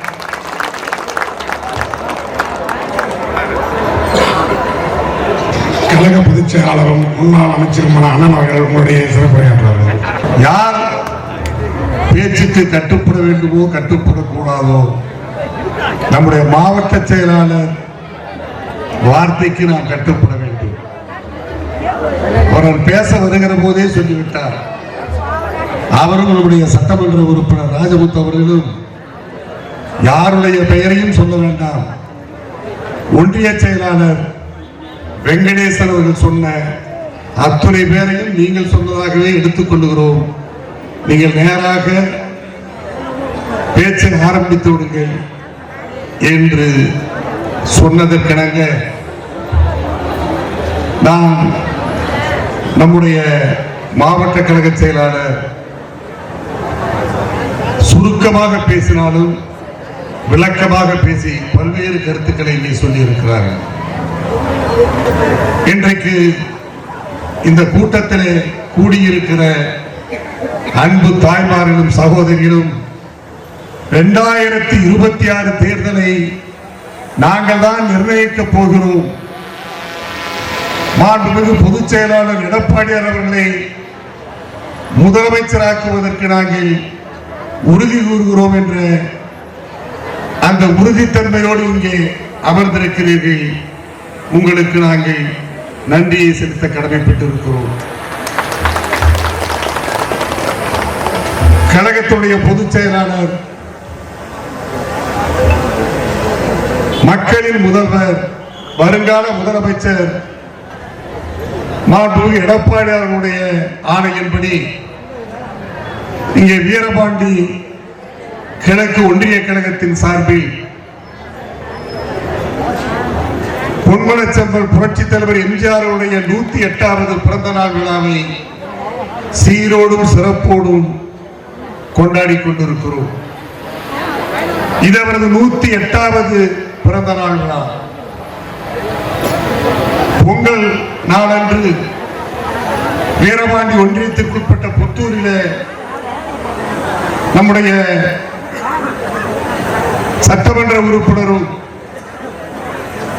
ஒன்றிய செயலர் வரதராஜன் அவர்களும் ஏற்பாடு செய்த பொங்கல் விழாவிலே கலந்து கொண்டு சிறப்பிக்கிற போது அந்த நிகழ்ச்சி முடிந்தவுடன் நம்முடைய மாவட்ட கழக செயலாளர், என்னுடைய பாசத்திற்குரிய இனிய சகோதரர் இளங்கோவர்கள் சொன்னார்கள், 108 அடுப்பிலே இன்றைக்கு நாம் பொங்கல் வைத்திருக்கிறோம். ஏனென்று சொன்னால்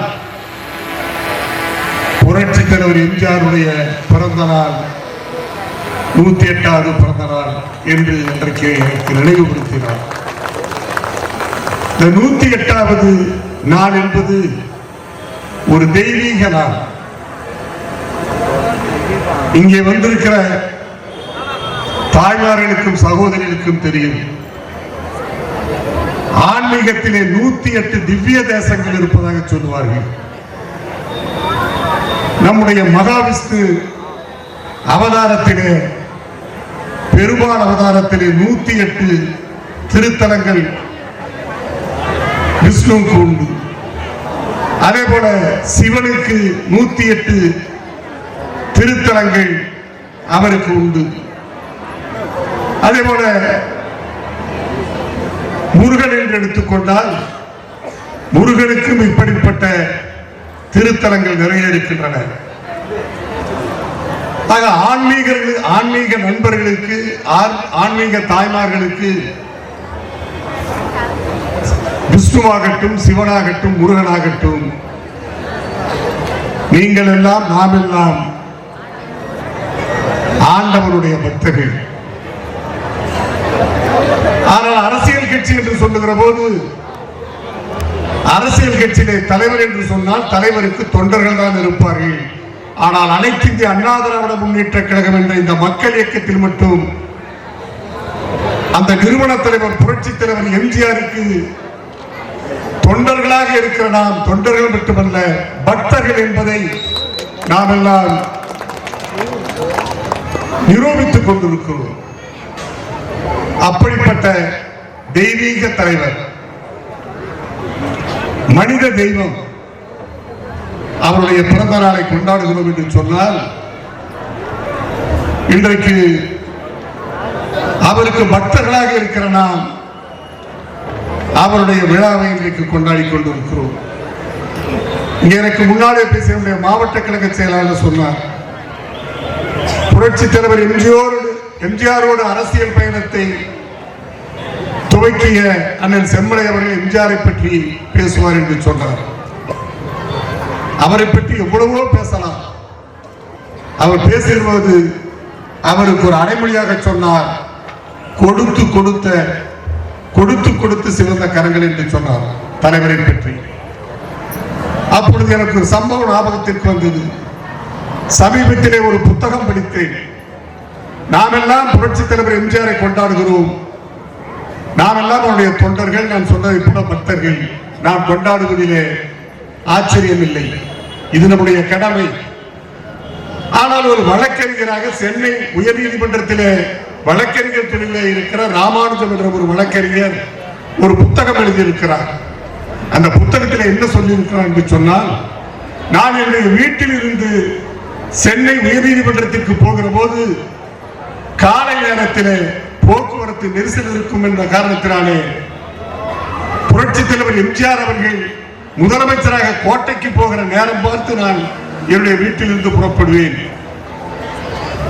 அப்படி அவருடைய கான்வாய் பின்னால் சென்றால் தான் நான் பாதுகாப்பாக விரைவாக கோர்ட்டுக்கு நீதிமன்றத்திற்கு செல்ல முடியும், அதை வழக்கமாக வைத்திருந்தேன் என்று சொல்லி ஒரு அவர் கண்ட நிகழ்ச்சியை சொன்னார்.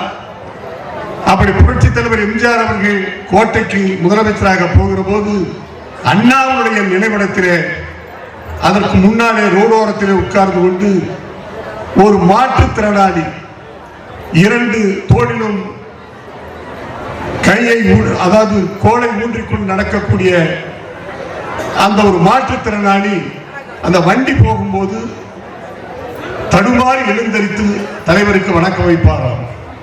இதை தினமும் அதை தன்னுடைய கடமையாக அந்த மாற்றுத்திறனாளி செய்து கொண்டிருக்கிறார். இதை அந்த வழக்கறிஞர் ராமானுஜம் தினந்தோறும் பார்த்துக் கொண்டிருக்கிறார்.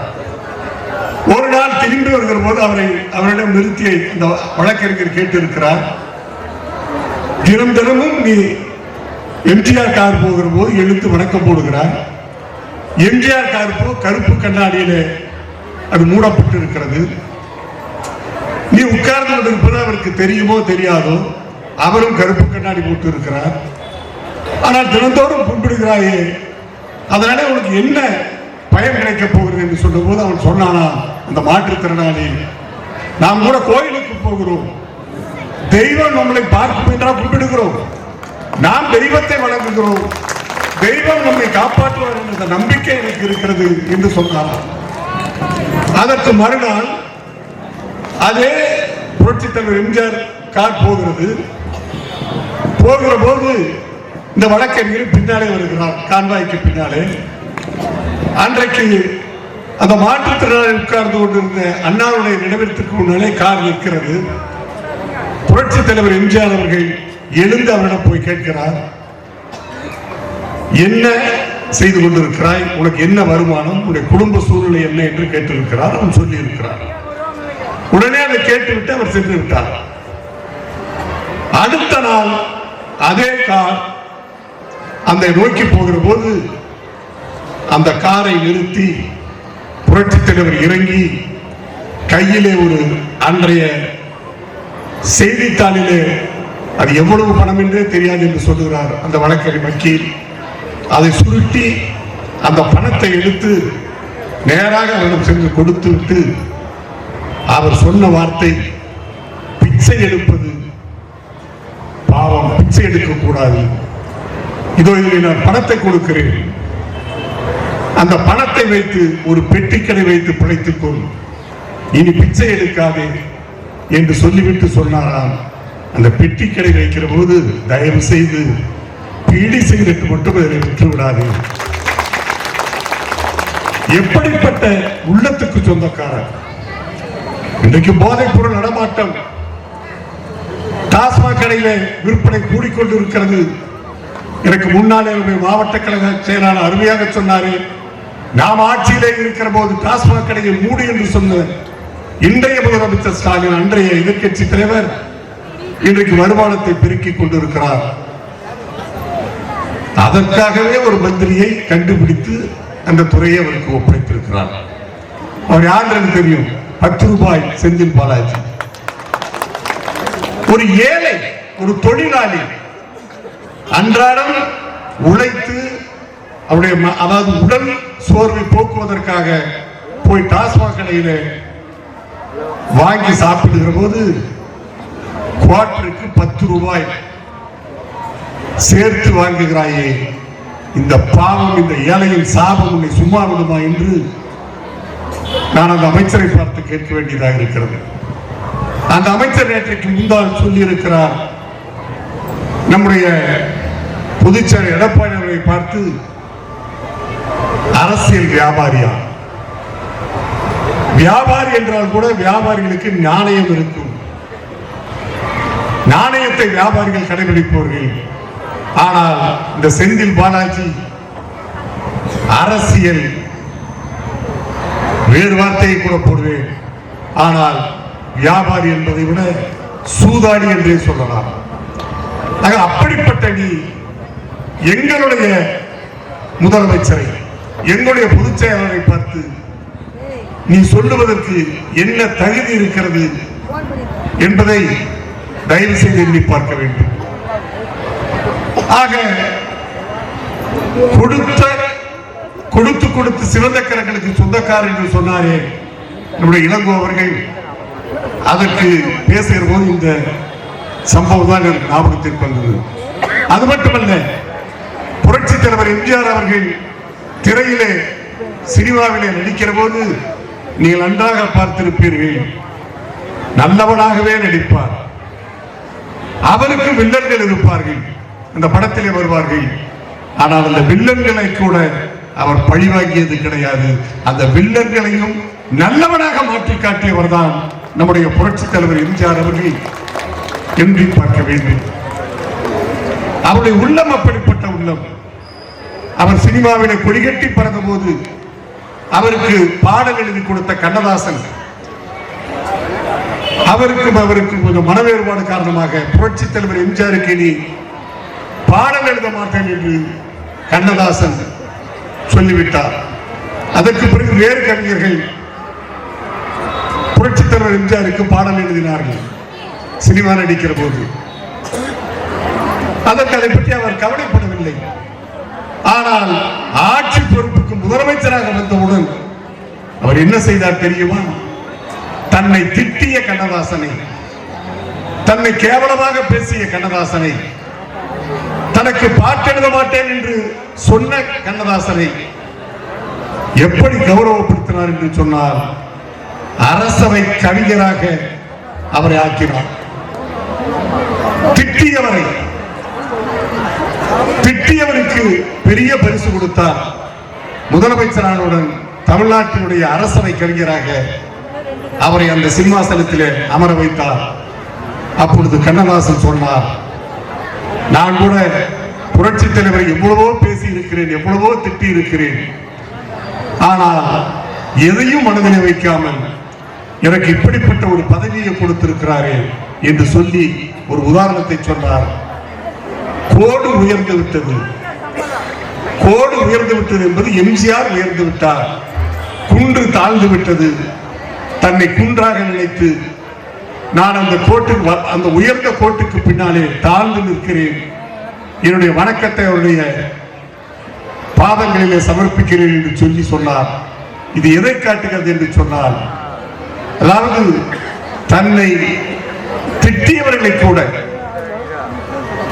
அதாவது திட்டியதாலும் அந்த திட்டியவர்களே மனம் வருந்துகிற வகையில அவர்களே எண்ணி பார்த்து மனம் வருந்தி பாராட்டுகிற வகையில புரட்சி தலைவர் எம்ஜிஆர் அவர்கள் நடந்து கொண்டார் என்பதை தயவு செய்து நீங்கள் எண்ணி பார்க்க வேண்டும். அவர் ஆட்சிக்கு வந்த பிறகு செய்த சாதனைகளை இங்கே சட்டமன்ற உறுப்பினர் ராஜமுத்து சொன்னார். நம்முடைய மாவட்ட கழக செயலாளர் இங்கே அருமையாக சொன்னார், பட்டியலிட்டு சொன்னார். சத்துணவை கொண்டு வந்தார், தன்னிறைவு திட்டத்தை கொண்டு வந்தார். அது மட்டுமல்ல, குடிசைகளுக்கு ஒரு விளக்கு திட்டத்தை கொண்டு வந்தார். இப்பொழுதுதான் இங்கே சொன்னதை போல நம்முடைய எடப்பாடி அவர்கள் வீரபாண்டி ஒன்றியத்திற்கும் பணமரத்துப்பட்டு வந்த கூட்டு குடிநீர் திட்டத்தை கொண்டு வருவதை போல அன்றைக்கு புரட்சி தலைவர் ஆட்சி காலத்தில் நான் சட்டமன்ற உறுப்பினராக இருந்த காலத்திலே இந்த போர்வெல் என்பது அவருடைய ஆட்சியில் தான் துவக்கப்பட்டது. நான் எல்லாம் என்னுடைய தாரமங்கலத்திலே போடாத போரே கிடையாது, அந்த அளவுக்கு அதிகமாக போட்டு கொடுத்தேன். அது மட்டுமல்ல, இந்த குடிசை விளக்கு திட்டம் ஒரே நாளில் 2000 குடிசைகளுக்கு என்னுடைய தாரமங்கலம் தொகுதியிலே அன்றைய மின்சாரத்துறை அமைச்சரை வைத்து என்னுடைய சொந்த ஊரிலே நான் அந்த திட்டத்தை துவக்கிறேன். 2000 வீடுகள் இங்கே அழகு சமுத்திரம் கருக்கல்வாடியில் இருந்து அங்கே வெள்ளாடு வரை ஒரே நாளில் 2000 குடிசைகளை விளக்கேற்றிய அந்த திட்டத்தை அற்புதமாக கொடுத்தார்.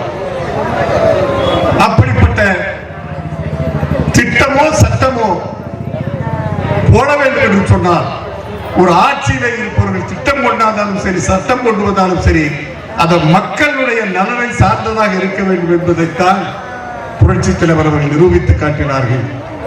அவருடைய மறைவுக்கு பின்னாலே புரட்சி தலைவர் அம்மா அவர்கள் வந்தார்கள். எனக்கு முன்னாலே பேசிய மாவட்ட கழக செயலர் சொன்னதை போல தொட்டில் குழந்தை திட்டத்தை கொண்டு வந்தார், தாலிக்கு தங்க வழங்குகிற திட்டத்தை கொண்டு வந்தார், மடிக்கணினி திட்டத்தை கொண்டு வந்தார். இப்படி எவ்வளவோ திட்டங்களை ஏழை எளியவர்களுக்காக கொண்டு வந்தார். அதற்கு பிறகு நம்முடைய 2 ஆளுமைகளுக்கு பிறகு அந்த ஆளுமைகளிடம் கற்ற அரசியல் பாடத்தின் காரணமாக நம்முடைய மாண்புமிகு எடப்பாடி அவர்கள் ஆட்சி காலத்திலே 4 ஆண்டு காலம் 2 மாத காலம் அவர் இருந்தபோது குறிப்பிட்டு சொல்ல வேண்டும் என்று சொன்னார். மாவட்ட செயலர் சொன்னார்கள், எவ்வளவோ பாலங்களை கட்டினார், திட்டங்களை கொண்டு வந்தார் என்றெல்லாம் சொன்னார். அவர் கொண்டு வந்த திட்டம் நம்முடைய கிராமத்திலே அரசு பள்ளியிலே படிக்கிற நம்முடைய குழந்தைகளுக்கு மருத்துவ கல்வியை கொடுப்பதற்கு 7.5% ஒதுக்கீட்டை கொண்டு வந்து இன்றைக்கு ஆண்டாண்டுக்கு 600க்கும் மேற்பட்ட நம்முடைய குழந்தைகள் மருத்துவக் கல்லூரியை படிப்பதற்கு வழிவகுத்து கொடுத்தார். இந்த இப்படிப்பட்ட திட்டங்கள் சாதாரணமாக யாருக்கும் வராது. அரசியல் அறிஞர் அரிஸ்டாட்டில் ஒருமுறை சொன்னார், அதாவது ஆட்சி பொறுப்பில் இருப்பவர்களுக்கு அவர்கள் எப்படிப்பட்டவராக இருக்க வேண்டும் என்று சொல்லுகிற போது சொன்னார், ஆட்சியிலே இருப்பவர்களுக்கு அறிவும் வேண்டும், நல்ல இதயமும் வேண்டும் என்று சொன்னார். அறிவு இருக்க வேண்டும். முதலமைச்சராக இருந்தாலும் சரி, அமைச்சர்களாக இருந்தாலும் சரி, ஆட்சியாளர்களாக இருந்தாலும் சரி, அவர்களுக்கு அறிவு இருக்க வேண்டும். அறிவை விட நல்ல இதயம் இருக்க வேண்டும். அந்த அறிவும் இதயமும் சேர்ந்தால்தான் பாலும் தேனும் கலந்ததை போல இப்படிப்பட்ட மக்கள் நல திட்டங்களை அந்த தலைவர்களாலே கொடுக்க முடியும். அப்படிப்பட்ட மக்கள் நலம் சார்ந்த திட்டங்களைத்தான் நம்முடைய புரட்சி தலைவர் எம்ஜிஆர் கொடுத்தார், புரட்சி தலைவர் அம்மா அவர்கள் கொடுத்தார், நம்முடைய மாண்பு எடப்பாடி அவர்களுடைய ஆட்சி காலத்தில் கொடுத்தார். அதுக்கு ஒரே ஒரு உதாரணம் சொல்லுகிறேன். மேட்டூர் அணை கட்டப்பட்டு 98 ஆண்டுகள், நூற்றாண்டை நெருங்கிக் கொண்டிருக்கிறது. எத்தனையோ முதலமைச்சர்கள் வந்தார்கள். வெள்ளைக்காரர் காலத்தில் இருந்து அந்த அணை கட்டப்பட்டு வெள்ளம் பெருக்கெடுத்த நேரத்திலே அந்த வெள்ளம் வீணாக கடலிலே போய் கலந்து கொண்டிருந்தது. அதை பற்றி யாரும் சிந்திக்கவில்லை. ஆனால் ஒரே தலைவர் சிந்தித்தார், அவர்தான் நம்முடைய எடப்பாடியார். அப்படி வீணாக போய் கடலை கலக்கிற அந்த உபரி நீரை நாம் பயன்படுத்தலாம் என்று சொல்லி தாரமங்கலம், மேட்டூர், எடப்பாடி, சங்ககிரி ஆகிய 4 தொகுதியில் இருக்கிற 100 வறண்ட ஏரிகளுக்கு அதை திருப்பிவிட்டு இன்றைக்கு அந்த திட்டம் அவரால் நிறைவேற்றப்பட்டு இன்றைக்கு திமுகவில் ஆமை போல இன்றைக்கு நடந்து கொண்டிருக்கிறது. நான் இதை ஏன் சொல்கிறேன் என்று சொன்னால், இப்படிப்பட்ட நம் மக்களுக்காக, விவசாயிகளுக்காக, வானம் பார்த்த பூமி, ஆண்டுக்கு ஒரு முறைதான் விவசாயம் செய்ய முடியும். ஆனால் இப்பொழுது 2 போகம் விவசாயம், முடிந்தால் 3 போக விவசாயம் செய்கிற வகையிலே இப்படிப்பட்ட அந்த நீர்வளத்தை உருவாக்கி காட்டியவர்தான் நம்முடைய எடப்பாடியார் என்பதை இங்கே இருக்கிற தாய்மார்கள் நீங்கள் எண்ணி பார்க்க வேண்டும். ஆனால் இப்படிப்பட்ட மக்கள் நல சார்ந்த திட்டங்களை நம்முடைய தலைவர்கள் கொண்டு வந்தார்கள் என்று சொன்னால், இன்றைக்கு முதலமைச்சராக இருக்கிற ஸ்டாலின் அவர்கள் எப்படிப்பட்ட திட்டங்களை கொண்டு வருகிறார்? ஒன்று 2 3 உதாரணத்துக்கு சொல்லுகிறேன். அவருடைய மகன் மந்திரியான பிறகு கார் ரேஸ் நடத்தினார்கள். அந்த கார் ரேஸுக்கு ஒதுக்கப்பட்ட தொகை 48 கோடி ரூபாய். 48 கோடி ரூபாய் செலவு செய்து அந்த கார் ரேஸை நடத்துகிறார்கள். அது தேவையான திட்டமா? இதனால மாரமங்கலத்துப்பட்டியில இருக்கிற மக்களுக்கு ஏதாவது பயன் உண்டா? அது மட்டுமல்ல, தன்னுடைய தகப்பனார் கலைஞர் கருணாநிதிக்கு கடலிலே பேனா வைக்க வேண்டும் என்று சொல்லி 84 கோடி ரூபாய் ஒதுக்கி இருக்கிறார். நல்ல வேளை மக்களுடைய எதிர்ப்பால் அந்த திட்டம் இன்னும் கைகூடவில்லை. ஆனால் நிச்சயமாக அதை நடத்துவதற்கு அவர்கள் தயாராக இருக்கிறார்கள். அது மட்டுமல்ல, சென்னையிலே இருக்கிற பக்கத்திலே இருக்கிற முட்டுக்காட்டிலே 525 கோடிக்கு பன்னாட்டு கலையரங்கம் கட்டுவதாக இங்கே சொல்லி இருக்கிறார். நான் கேட்கிறேன், இதெல்லாம் தேவையான திட்டமா? அதைத்தான் எடப்பாடியார் அவர்கள் இந்த ஆட்சியாளரை பார்த்து, குறிப்பாக முதலமைச்சர் ஸ்டாலின் அவரை பார்த்து கேட்டார். என்ன கேட்டார் தெரியுமா? இவ்வளவு கடன் வாங்குகிறீர்களே, நீங்களே சொல்லுகிறீர்கள், உங்கள் நிதியமைச்சரே சொல்லுகிறார். என்ன சொல்லுகிறார்? அரசாங்க வருமானம் கூடிவிட்டது என்று சொல்லுகிறார். அதாவது ஆண்டுக்கு 1,93,000 கோடி ரூபாய் இன்றைக்கு திமுக அரசுக்கு வருமானம் வருகிறது. ஆனால் இந்த வருமானத்தோடு கடன் எவ்வளவு வாங்கி இருக்கிறார் என்று சொன்னால், இந்த 3.5 ஆண்டு காலத்திலே 3.50 லட்சம் கோடி ரூபாயை கடனாக வாங்கி இருக்கிறார்கள். இவ்வளவு கடன் வாங்குகிறீர்களே, இவ்வளவு வருமானம் வருகிறது, அந்த பணம் எல்லாம் எங்கே போகிறது? அந்த நிதி எங்கே போகிறது? ஏன் நல்ல திட்டங்களை நீங்கள் கொடுக்கவில்லை என்று கேட்டதற்கு ஸ்டாலின் என்ன செய்கிறார் என்று சொன்னார். அதாவது சொல்லுவார்களே, இன்றைக்கு ஆட்சி எப்படி நடக்கிறது என்று சொன்னால், ஆட்சி செய்ய தெரியாதவர்களிடம், ஆட்சி செய்ய தெரியாதவருடைய கையிலே இன்றைக்கு அதிகாரம் மாற்றிக்கொண்டு முடித்துக் கொண்டிருக்கிறது. ஆட்சி செய்ய தெரியாதவர்களிடம் அதிகாரம் இன்றைக்கு குவிந்து கிடக்கிறது. ஆக இவ்வளவையும் வருமானத்தை பெருக்கிக் கொண்டு, கடனை வாங்கிக் கொண்டு, திட்டங்களை நிறைவேற்றாமல் இப்பொழுது என்ன சொல்கிறார்? அடுத்தவர் மீது பழியை போடுகிறார். யார் மீது பழியை போடுகிறார்? மத்திய அரசு மீது பழியை போடுகிறார், கவர்னர் மீது பழியை போடுகிறார். இதுவெல்லாம் மக்களை திசை திருப்புவதற்கு. நான் கேட்கிறேன், தலைவர் காலமாகட்டும், அம்மா காலமாகட்டும், எடப்பாடியார் காலமாகட்டும், இதே போன்றுதானே நிதியை மத்திய அரசாங்கம் நமக்கு கொடுத்தது. அந்த நிதியை வைத்துத்தானே இவ்வளவு திட்டங்களை அவர் நிறைவேற்றினார். இந்த நிதியை வைத்துத்தானே இவ்வளவு மக்கள் நல திட்டங்களை நிறைவேற்றி கேட்கிறார்கள். ஆனால் உங்களால் ஏன் செய்ய முடியவில்லை? இன்றைக்கு எவ்வளவு நிதி பகிர்வு கொடுக்கிறதோ மத்திய அரசாங்கம், இந்த நிதி பகிர்வு மாநிலங்களுக்கு கொடுப்பது ஏதோ இப்பொழுது புதிதல்ல. பிஜேபி காலத்திலே மட்டும் கொடுப்பதில்லை. திமுக கூட்டணியில் அங்க வைக்கிற காங்கிரஸ் ஆட்சி காலத்தில் தான் இந்த முறை கொண்டு வரப்பட்டது. இந்த ஒவ்வொரு மாநிலத்துக்கும் எந்தெந்த வகையிலே நிதி ஒதுக்குவது என்பது பிஜேபி கொண்டு வந்த முறை அல்ல, காங்கிரஸ் கொண்டு வந்தது. அது வழி வழியாக பின்பற்றப்பட்டு வருகிறது. இந்த நிதியை வைத்துத்தான் எனக்கு முன்னாலே மாவட்ட கழக செயலர் சொன்னதை போல, எடப்பாடியார் ஆட்சி காலத்திலே வரி போடாமல், கட்டண உயர்வை ஏற்படுத்தாமல், விலைவாசியை ஏற்றாமல் கட்டுப்பாட்டிலே வைத்துக் கொண்டு சட்டம் ஒழுங்கை காப்பாற்றி, போதைப் பொருள் நடமாட்டத்தை கட்டுப்படுத்தி நாட்டு மக்களை, சமுதாயத்தை காப்பாற்றினார். ஆனால் இவர்களாலே முடியவில்லை என்று சொன்னால் கவர்னரை படித்துக் கொண்டிருக்கிறார்கள். கவர்னர் என்ன சொல்கிறார்கள்? தேவையில்லாது, இது தேவையே இல்லை. கவர்னர் திருவள்ளுவருடைய அந்த திருவள்ளுவர் நாளில், தை மாதத்திலே திருவள்ளுவர் நாளிலே காவி உடை அணிந்த திருவள்ளுவருக்கு மாலை போட்டு மரியாதை செய்து விட்டாராம். உடனே அதற்கு ஒரு உள்நோக்கம் கற்பிக்கிறார் யாரு? திரு ஸ்டாலின் அவர்கள். ஆக ஒரு திருவள்ளுவர் படத்திற்கு அது காவி கலரில் இருந்தால் என்ன, அது வெள்ளை கலரில் இருந்தால் என்ன, உனக்கு என்ன? அந்த திருவள்ளுவருக்கு மரியாதை செய்கிறார் கவர்னர். அவர் செய்துவிட்டு போகட்டுமே. காவி உடை அணிந்த திருவள்ளுவருக்கு கவர்னர் மரியாதை செய்வதை உள்நோக்கம் என்று சொன்னால் நான் கேட்கிறேன். இன்றைக்கு அரசாங்கம் எவ்வளவோ சிலைகளை உலகத்தமிழ் மாவட்டத்தில் இருந்து கடற்கரையிலே அவ்வளவு சிலைகள் வைத்திருக்கிறது, தமிழ்நாட்டிலே சிலைகள் வைத்திருக்கிறது. நீயும் உடைய தகப்பனார் கலைஞர் கருணாநிதிக்கு சிலை வைத்திருக்கிறார். நான் கேட்கிறேன், எப்பொழுதுமே கருப்பு கலரில் தானே இந்த சிலை இருக்கும், இப்பொழுதே மஞ்சள் கலருக்கு மாற்றிவிட்டீர்கள். ஆக அரசாங்கம் வைத்த சிலைகளுக்கு, அரசாங்கத்தின் மூலம் நிறுவப்பட்ட சிலைகளுக்கு, நீங்கள் உங்கள் கட்சி மூலம் வைத்த உங்களோட அப்பாவுடைய சிலைகளுக்கு, பெரியாருடைய சிலைகளுக்கு கருப்பு கலருக்கு மஞ்சள் கலர் அளிக்கிறது, அதற்கு என்ன நோக்கம் இருக்கிறது நான் கேட்கிறேன். அதற்கு ஏதாவது நோக்கம் இருக்கிறதா? இது ஒரு வாதமா? ஒரு முதலமைச்சராக இருந்தவர் இன்றைக்கு எதிர்கட்சியாக இருப்பவர் ஒரு கவர்னரை பார்த்து நீ ஏன் காவி உடை திருவள்ளுவருக்கு மரியாதை செய்தாய் என்று கேட்டார். அதற்கு உள்நோக்கம் இருக்கிறது என்று சொன்னார். நீ மஞ்சப்பையை அறிமுகப்படுத்துகிறார்.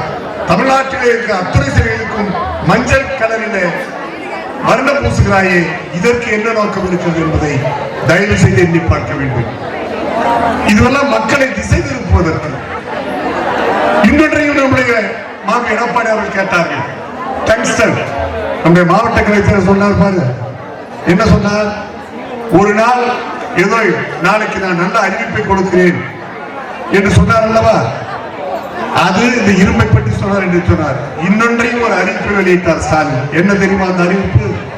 அரிட்டாப்பட்டிக்கு நான் நாளை போக போகிறேன். அதுதான் அந்த அறிவிப்பு. அவர் சொல்ற ஸ்டாலின் சொன்ன அறிவிப்பு, நான் நாளைய தினம் மதுரை வேலூருக்கு பக்கத்தில் அரிட்டாப்பட்டிக்கு நான் போகிறேன். காரணம், டங்ஸ்டன் சுரங்கத்தினை ஏலத்தை நிறுத்திவிட்டாராம். நிறுத்தியது மத்திய அரசு. அதற்கு காரணம் மக்களுடைய எதிர்ப்பு. அதனால அவர்களாக நிறுத்திவிட்டார்கள். நீ என்ன செய்தாய்? டங்ஸ்டன் சுரங்க ஏலம் நிறுத்தப்பட்டதற்கும் உமக்கும் உங்களுடைய ஆட்சிக்கு என்ன சம்பந்தம்? எடப்பாடியார் அவர்கள் சட்டமன்றத்தில் நேருக்கு நேர் கேட்டார். என்ன கேட்டார் தெரியுமா? நீங்கள் டங்ஸ்டன் சுரங்கத்திற்கு ஆதரவானவர்களா எதிரானவர்களா? எனக்கு விடை வேண்டும் என்று சொன்னார். பதில் சொல்லவில்லை. துரைமுருகனும் சொல்லவில்லை, ஸ்டாலினும் சொல்லவில்லை. இன்னொன்றையும் கேட்டார். நீங்கள் மத்திய அரசாங்கத்திற்கு கனிம வளத்துறையின் மூலம், தமிழ்நாடு கனிம வளத்துறையின் மூலமாக மத்திய அரசாங்கத்திற்கு கடிதம் எழுதினீர்களே, அந்த கடிதத்தை வெளியிடுங்கள் என்று சொன்னார். பேச்சு மூச்சே இல்லை. ஏன் தெரியுமா? ஓராண்டு காலமாக இந்த திட்டம் நடைமுறைப்படுத்துகிறது. மத்திய அரசாங்கம் அந்த ஏலத்தை கொண்டு வருவதற்கு முறையாக அவர்கள் நடவடிக்கை எடுக்கிறார்கள். அது தமிழ்நாடு அரசுக்கு நன்றாக தெரியும். இவருக்கு தெரிந்தேதான் அதை செய்கிறார்கள். காரணம், அந்த ஏலம் விடுவது மத்திய அரசாங்கத்துடைய கட்டுப்பாடு. எனவே அவர்கள் அந்த ஏலத்தை விடுவதற்கு நடவடிக்கை எடுத்திருக்கிறார்கள். அதுவரைக்கும் தமிழ்நாடு அரசாங்கம் அமைதியாக இருக்கிறது. மேலூர் மக்கள் குறித்தெழுந்த பிறகு அவர்கள் சொல்லுகிறார்கள். ஆனால் அதற்கு முன்பே அவர்கள் என்ன செய்தார் என்று சொன்னால், மத்திய அரசாங்கத்திற்கு துறைமுருகன் கையிலே இருக்கிற அந்த கனிம வளத்துறை மூலமாக சார்பிலே துரைமுருகன் மத்திய அரசாங்கத்திற்கு ஒரு கடிதம் எழுதுகிறார். அதில் என்ன சொல்லப்பட்டிருப்பதாக சொல்லுகிறார் என்று சொன்னால், டங்ஸ்டன் சுரங்க ஏலத்தை மத்திய அரசாக இருக்கிற நீங்கள் நடத்த வேண்டாம். அந்த ஏலம் விடுகிற அந்த உரிமையை எங்களுக்கு தாருங்கள், நாங்களே ஏலம் விட்டு சுரங்கத்தை நடத்துகிறோம் என்று தெளிவாக எழுதியிருக்கிறார். அது வரவில்லை, வெளிச்சத்துக்கு வரவில்லை. அதைத்தான் எடப்பாடி அவர்கள் கேட்டார்கள். அந்த கடிதத்தின் நகலை கொண்டு வாருங்கள், வெளிப்படையாக சொல்லுங்கள். அது ஒரு ரகசியம் அல்ல, காதல் கடிதம் அல்ல, மக்களிடம் வெளிப்படுத்துங்கள். என்ன சொல்லி மத்திய அரசாங்கத்தில் கடிதம் எழுதினீர்கள்? ஆக அந்த ஏலத்தை நீங்கள் நடத்த வேண்டாம், நாங்கள் நடத்திக் கொள்கிறோம் என்று சொல்லி கடிதம் எழுதியதாக சொல்லப்படுகிற உங்களுடைய கடிதம் எங்கே, காப்பி கொடுங்க என்று கேட்கிறார். இதுவரை பதில் கிடையாது. ஆனால் இன்றைக்கு மத்திய அரசாங்கம் நிறுத்திய பிறகு ஏதோ 10 பேரை வரவழைத்து அவருக்கு மாலை போட செய்து தாண்டாததற்கு காரணம் என்று சொல்லி அங்கே அரிட்டாப்பட்டிக்கு போவதாக சொல்லி இருக்கிறார். நான் கேட்கிறேன், எந்த வகையிலே இது நியாயம்? உமக்கும் அதற்கும் என்ன சம்பந்தம்? இப்பொழுது இந்த 108வது பிறந்த நாள் திராவிட முன்னேற்ற கழக ஆட்சியை பார்த்து, ஆட்சியாளரை பார்த்து கேட்கிறேன். என்னுடைய எடப்பாடி அவர்கள் கேட்டுக்கொண்டதை போல சட்டமன்றத்தில் வைத்த கோரிக்கை, நீங்கள் மத்திய அரசாங்கத்துக்கு இந்த கடிதத்தை வெளியிடுங்கள், உங்களுடைய முகத்தினுடைய அதாவது உங்களுடைய சாயம் எடுத்துவிடும். அதில் தெளிவாக சொல்லி இருக்கிறார்களா, அந்த ஏலத்தை எங்களுக்கு நடத்துவதற்கு உரிமை கொடுத்து நாங்களே சுரங்கத்தை நடத்துகிறோம் என்று. ஆக தயவு செய்து பார்க்க வேண்டும். இன்னொன்று, இப்பொழுது தமிழ்நாட்டிலே இருக்கிற அரசியல் கட்சிகள் அத்துறை பேரும் ஜாதிவாரி கணக்கெடுப்பை நடத்த வேண்டும் என்று சொல்லுகிறார்கள். அப்பொழுது முதலமைச்சராக இப்பொழுது இருக்கிற முதலமைச்சர் என்ன சொன்னார்? ஜாதிவாரி கணக்கெடுப்பை மாநில அரசாங்கம் நடத்த முடியாது, மத்திய அரசாங்கம் தான் மக்கள் தொகை கணக்கெடுப்பு போது ஜாதி வாரி கணக்கெடுப்பை நடத்த வேண்டும், மாநில அரசாங்கத்திற்கு எங்களுக்கு அதிகாரம் இல்லை, எனவே மத்திய அரசாங்கம் தான் எடுக்க வேண்டும் என்று சொல்லி சமாளித்தார்கள். ஆனால் இங்க இருக்கிற அரசியல் கட்சி தலைவர்கள் எல்லாம் என்ன சொன்னார்கள் என்று சொன்னால், ஆந்திரா நடத்துகிறது, கர்நாடகம் நடத்திவிட்டது, ஒடிசா நடத்திவிட்டது, ஆக எல்லா மாநிலங்களிலும் மாநில அரசாங்கம் ஜாதிவாரி கணக்கெடுப்பு நடத்துகிறது, நீங்கள் ஏன் மறுக்கிறீர்கள் என்று சொன்னபோது உறுதியாக சொன்னார், மாநில அரசாங்கத்திற்கு அது போன்ற அதிகாரமே கிடையாது, மத்திய அரசாங்கம் தான் அதை எடுக்க வேண்டும் என்று சொன்னார். சரி, சொல்லுங்க, சரி சொன்னீர் அல்லவா? இப்போது ஆளுநர் உரை சட்டமன்றத்தில் சபாநாயகரால் வாசிக்கப்பட்டது அல்லவா? அந்த ஆளுநர் உரையில், சபாநாயகர் படித்த ஆளுநர் உரையில் ஏன் ஜாதிவாரி கணக்கெடுப்பை மத்திய அரசாங்கம் நடத்த வேண்டும் என்று வலியுறுத்தவில்லை? நான் இந்த கேள்வி ஆட்சியாளரை பார்த்து வைக்கிறேன். ஆக தெளிவாக சொல்லுங்கள், ஜாதிவாரி கணக்கெடுப்புக்கு நீங்கள் ஆதரவானவர்களா எதிரானவர்களா? மக்களுக்கு சொல்லுங்கள், தெரியட்டும். அதை விட்டுவிட்டு மத்திய அரசாங்கத்தின் மீது பழி போடுவது, கவர்னர் மீது பழி போடுவது, இதெல்லாம் யாரை ஏமாற்றுவதற்கு? ஆக இன்றைக்கு மக்கள் மத்தியிலே இன்றைக்கு கட்டண உயர்வு, விலைவாசி உயர்வு, சட்டம் ஒழுங்கு சீர்குலைவு, இப்படிப்பட்ட சமூக விரோத செயல்கள் அதிகரிக்க மக்கள் மத்தியிலே இந்த ஆட்சி மீது ஒரு அதிருப்தி, கோபம் மக்களுக்கு ஏற்பட்டுவிட்டது. அதை திசை திருப்புவதற்குத்தான் சொல்லுகிறார். மாநில உரிமைக்காக இவர் பாடுபடுவதாக இன்னொரு கதையை விட்டுக் கொண்டிருக்கிறார்கள். அதாவது மக்களுடைய மனதில் இருக்கிற பிரச்சனையை அவர்களை மறக்கடித்து அவர்களை திசை திருப்பதற்காக பல்கலைக்கழகங்கள், யூனிவர்சிட்டி பல்கலைக்கழகங்களிலே துணைவேந்தர்களை நியமிக்கிற அந்த அதிகாரம் இப்பொழுது ஆளுநரிடம் இருக்கிறது. அதை எங்களுக்கு கொடுக்க வேண்டும் என்று இப்பொழுது திரு ஸ்டாலின் எல்லா முதலமைச்சருக்கும் கடிதம் எழுதி கொண்டிருக்கிறார். சரி, ஒத்துக்கொள்கிறோம். துணை முதலமைச்சர், அதாவது துணைவேந்தரை நியமிக்கிற அந்த அதிகாரம் உங்களுக்கு வர வேண்டும் என்று சொல்லுகிறீர்கள். இப்பொழுது 2 நாளைக்கு முன்பு சொல்லியிருக்கிறார், வேந்தராகவே முதலமைச்சர் இருக்க வேண்டும். அதாவது வேந்தர், சான்சலர், இப்பொழுது கவர்னர் இருக்கிற அந்த பதவி முதலமைச்சருக்கு வர வேண்டும் என்று சொல்லுகிறார். அதையும் நாங்கள் ஏற்றுக்கொள்கிறோம். நான் இந்த கூட்டத்தினால் ஒன்றை கேட்கிறேன். புரட்சி தலைவர் அம்மா அவர்கள் ஆட்சியிலே ஒரு சட்டம் கொண்டு வந்தார். என்ன சட்டம் தெரியுமா? தமிழ்நாட்டிலே இருக்கிற அத்துணை பல்கலைக்கழகங்களுக்கும், இனி புதிதாக ஆரம்பிக்கிற பல்கலைக்கழகங்களுக்கும் முதலமைச்சர் தான் வேந்தராக இருக்க வேண்டும் என்று ஒரு சட்டத்தை கொண்டு வந்தார். அம்மாவுடைய ஆட்சி. அப்பொழுது கருணாநிதி எதிர்க்கட்சி தலைவர், அன்பழகன் துணைத் தலைவர் சட்டமன்றத்தில் என்ன சொன்னார்கள் தெரியுமா? கல்வியிலே அரசியல் கூடாது, பல்கலைக்கழகத்துடைய வேந்தராக ஆளுநர் தான் இருக்க வேண்டும் என்று சொன்னவர்கள் திராவிட முன்னேற்ற கழக ஆட்சியாளர்கள். புரட்சி தலைவர் அம்மா அவர்கள் கொண்டு வந்தார்கள், பல்கலைக்கழகத்துடைய வேந்தர்களாக முதலமைச்சராக இருக்க வேண்டும் என்று சொல்லி கொண்டு வந்தார். அப்பொழுது சட்டத்தை நிறைவேற்றாமல் தடுத்தவர்கள் திராவிட முன்னேற்ற கழக. இன்றைக்கு பேசுகிறார்கள் வேந்தர் தான், அதாவது வேந்தராக முதலமைச்சராக இருக்க வேண்டும் என்று. ஆக எப்படிப்பட்ட ஒரு மாறுபட்ட நிலைப்பாட்டை இவர்கள் ஆட்சியிலே இருக்கிற போது ஒன்றும், எதிர்கட்சியாக இருக்கிற போது ஒன்றும் மாறி மாறி பேசுகிறது என்பதற்கு இது ஒரு உதாரணம். ஆனால் புரட்சி தலைவர் அம்மா அவர்கள் அதையும் மீறி ஒன்றை சாதனை செய்தார். சென்னையிலே கவின் கலை பல்கலைக்கழகம் என்று ஒன்று இருக்கிறது. நான் கல்வி அமைச்சராக இருந்த போது அந்த கல்லூரிக்கு பலமுறை சென்றிருக்கிறேன். திருத்தந்தி ஆபீஸ் பக்கத்திலே அந்த கல்லூரி இருக்கிறது. அதை பல்கலைக்கழகமாக மாற்றினார். அந்த பல்கலைக்கழகத்திற்கு எப்படிப்பட்ட சட்டத்தை கொண்டு வந்தார் என்றால், கவின் கலை பல்கலைக்கழகத்திற்கு முதல்வர்தான் வேந்தர் என்பதை சட்டத்தின் மூலமாக கொண்டு வந்து அந்த சட்டம் நிறைவேற்றப்பட்டது.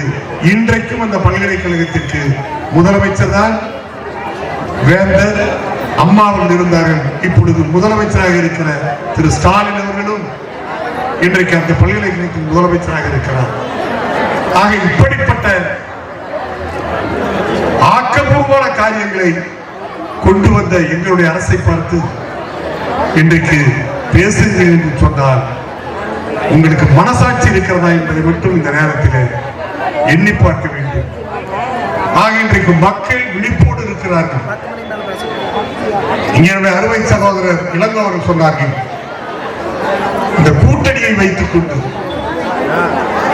கூட்டணி பலத்தாலே இன்றைக்கு ஆட்சியாளர்கள் கொஞ்சம் அவர்களுக்கு, அதாவது ஒரு திமிர் என்று சொல்வதை விட ஒரு நம்பிக்கையோடு அவர்கள் பேசிக் கொண்டிருக்கிறார்கள். ஆனால் இன்றைக்கு இருக்கிற நிலைமை எப்படி இருக்கிறது என்று சொன்னால் ஒன்றுமில்லை. இன்றைக்கு விசிக தலைவர் திருமாவளவன் அவர்களும், அதே போல கம்யூனிஸ்ட் மார்க்சிஸ்ட் கட்சியினுடைய மாநில செயலாளர் சண்முகம் அவர்கள், முன்னாள் மாநில செயலாளர் பாலகிருஷ்ணன் அவர்களும் இந்த வேங்கை வயல் பிரச்சனையிலே இந்த ஆட்சி மீது பயங்கரமான குற்றச்சாட்டை சொல்லி, நீங்கள் யாரை காப்பாற்றுவதற்கு, நீங்கள் அந்த பட்டியலின மக்கள் மீது அவர்கள் மீது நீங்கள் வழக்கு போட்டு இந்த வழக்கை முடிக்கிறீர்கள் என்று சொன்னால் அது திமுகவுக்கு கைவந்த கலை. காரணம், எனக்கு முன்னாலே பேச சொன்னது போல அண்ணா பல்கலைக்கழகத்தில் ஒரு மாணவி பாலியல் வன்கொடுமைக்கு ஆளாகி புகார் கொடுத்தும் அவை எப்படியெல்லாம் அதை மோசம் செய்தார்கள், எப்படியெல்லாம் அதை திசை திருப்பார்கள் என்பதெல்லாம் உங்களுக்கு நன்றாக தெரியும். அதுதான் இன்றைக்கு நாடு முழுக்க யார் அந்த சார் என்ற அந்த கேள்வி இன்னும் கேள்வியாகவே இருக்கிறது. ஆக யாரையோ காப்பாற்றுவதற்கு வேங்கை வயலிலே பட்டியலின மக்கள் குடிக்கிற அந்த குடிநீர் தொட்டியிலே மலத்தை கலந்தவர்களை கைது செய்யாமல் DNA டெஸ்ட் எல்லாம் செய்கிறேன் என்று சொல்லி சிபிஐ விசாரணைக்கு இந்த வழக்கை அனுப்ப வேண்டும் என்று சொன்ன பிறகு அவசர அவசரமாக ஒரே நாளிலே யாரோ 3 பேரை பிடித்து நீ குற்றப்பத்திரிகை தாக்கல் செய்கிறாய் என்று சொன்னால், அண்ணாமலை பல்கலைக்கழகத்தில் நீ யாரை காப்பாற்றுவதற்காக எதை எதை செய்ய போகிறாய் என்பதை தான் இன்றைக்கு நாடு பார்த்துக் கொண்டிருக்கிறது. ஆக இன்றைக்கு இப்படிப்பட்ட ஒரு, அதாவது இந்த துறைக்கு பொறுப்பேற்றிருக்கிற முதலமைச்சர் தான் இதற்கு காரணகர்த்தாவாக ஆக்க வேண்டும். அண்ணா பல்கலைக்கழகத்தை பொறுத்தவரையிலே அங்கு நடந்திருக்கிற அந்த கொடுமைக்கு வேலையை பெயரமேவதைப் போல இன்றைக்கு ஆட்சியாளர்களே அதற்கு துணை போகிறார்கள். அதாவது போதைப் பொருளா கடத்துவது கட்சிக்காரராகத்தான் இருக்கிறார். அல்லது கூட்டத்திலே, பொதுக்கூட்டத்திலே பெண்கள் பாதுகாப்பு காவலர்கள் அவர்களை பாலியல் செய்துவதும் ஆட்சியாளர்கள் தான். ஆக இப்படி எந்த பிரச்சனையாக இருந்தாலும் ஆளுங்கட்சி தான் காரணமாக இருக்கிறது. அதற்கு இந்த ஆட்சியாளர்கள் துணை போய் கொண்டிருக்கிறார்கள். ஆக கட்சிக்காரரை காப்பாற்றுவதற்கு எந்த அக்கிரம செயல்களையும் இவர்கள் கண்டுகொள்வதில்லை. அதுதான் இன்றைக்கு நாட்டினுடைய நிலைமையாக இருக்கிறது என்பதை நான் உங்களுக்கு கோடிட்ட காட்ட விரும்புகிறேன். நேரத்தின் அருமை கருதி இறுதியாக ஒன்றை சொல்லுகிறேன். நம்முடைய இளங்கோவர்கள் தெளிவாக சொன்னார்கள். ஏனால் அவருக்கு இந்த இன்றைக்கு இருக்கிற அரசியல் சூழ்நிலையெல்லாம் அவர் கத்துப்படி. 2026 தேர்தல் தான் நம்முடைய இலக்கு. எடப்பாடி அவர்கள் முதலமைச்சராவதுதான் நம்முடைய லட்சியம். அந்த லட்சியத்தை எட்டுவதற்கு நம்முடைய கழகத்தை நாம் வலுப்படுத்த வேண்டும். இன்றைக்கும் தமிழ்நாட்டிலே ஒரு தனி கட்சி, மக்கள் செல்வாக்கு கொண்ட கட்சி, அதிக வாக்கு சதவீதத்தில் உள்ள கட்சி எது என்று சொன்னால் அனைத்து இந்திய அண்ணா திராவிட முன்னேற்ற கழகம் தான். ஆட்சியாளர்கள் இன்றைக்கு கூட்டணி பலத்திலே தான் அவர்கள் இருக்கிறார்கள். நேற்றைக்கு கூட திரு ஸ்டாலின் பேசியிருக்கிறார். 7வது முறையாக 2026 ஆட்சி அமைக்கப் போகிறார்களாம். இதை நன்றாக புரிந்து கொள்ளுங்கள். 7வது முறையாக திமுக 2026 ஆட்சி பிடிப்பது உறுதி என்கிறார். நான் இந்த மாரமங்கலத்துப்பட்டி கூட்டத்தில் நின்று கொண்டு பேசுகிறேன். 108வது புரட்சித் தலைவர் எம்ஜிஆருடைய பிறந்த நாள் விழாவை நான் சொல்லுகிறேன். இதே திமுகவை 1977 2016 வரை 7 முறை தோற்கடித்த கட்சி அனைத்து இந்திய அண்ணா திராவிட முன்னேற்ற கழகம். இதே திமுகவை கலைஞர் காலமாக இருந்தாலும் சரி, ஸ்டாலின் காலமாக இருந்தாலும் சரி, 7 முறை அனைத்து இந்திய அண்ணா திராவிட முன்னேற்ற கழகம் திமுகவை தோற்கடித்திருக்கிறது. நீங்கள் எண்ணிக்கொள்ளுங்கள். 1977, 80, 84, 2001, 2011, 2016 ஆக 7 முறை தோற்கடித்த கட்சிதான், தோற்கடிக்கப்பட்ட கட்சிதான் திமுக. எனவே புரட்சித்தலைவருடைய பிறந்த நாளில் சொல்லுகிறேன், 2026 இதே திமுகவை 8வது முறையாக தோற்கடிப்போம்.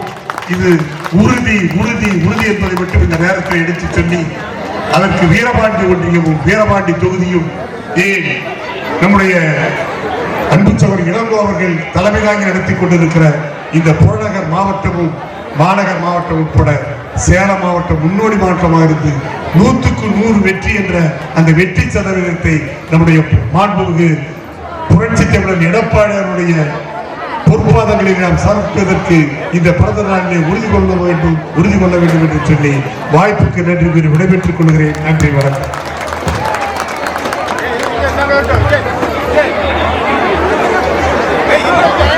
சுமதி முருகேசன் அவர்கள் நன்றி. கழக நிறுவனர் புரட்சித் தலைவர் பொன்மனச்செம்மல் டாக்டர் எம்ஜிஆர் அவர்களின் 108வது பிறந்தநாள் விழா பொதுக்கூட்டத்திற்கு வருகை புரிந்திருந்த நமது கழக தலைவர்களுக்கும், நமது கழக உடன்பிறப்புகளுக்கும், தாய்மார்களுக்கும், நமது பொதுக்கூட்டத்திற்கு பாதுகாப்பு நல்கிய காவல்துறை நிறுவனர்களுக்கும் நன்றியை தெரிவித்துக் கொண்டு விடைபெறுகிறேன். நன்றி, வணக்கம். இப்பொழுது நலத்திட்ட உதவி வழங்குமாறு அண்ணன் அவர்களை முறை கேட்டுக்கிறேன்.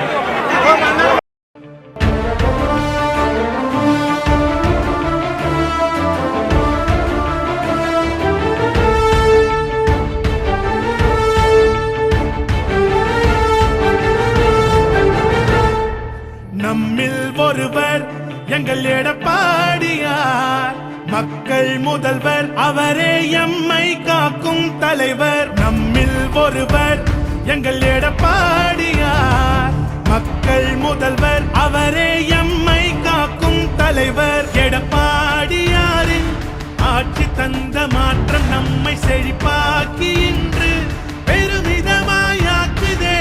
உயர் வந்த போதும் கடமை கொண்டு காத்து நம்மை தடை மீறச் செய்தே நம்மை காத்திட்டார். எடப்பாடியாரின் ஆட்சி இங்கு மீண்டும் மீண்டும் வேண்டுமே. நாம் உலகை வென்ற தமிழன் என்று பெருமை கொள்ளவே.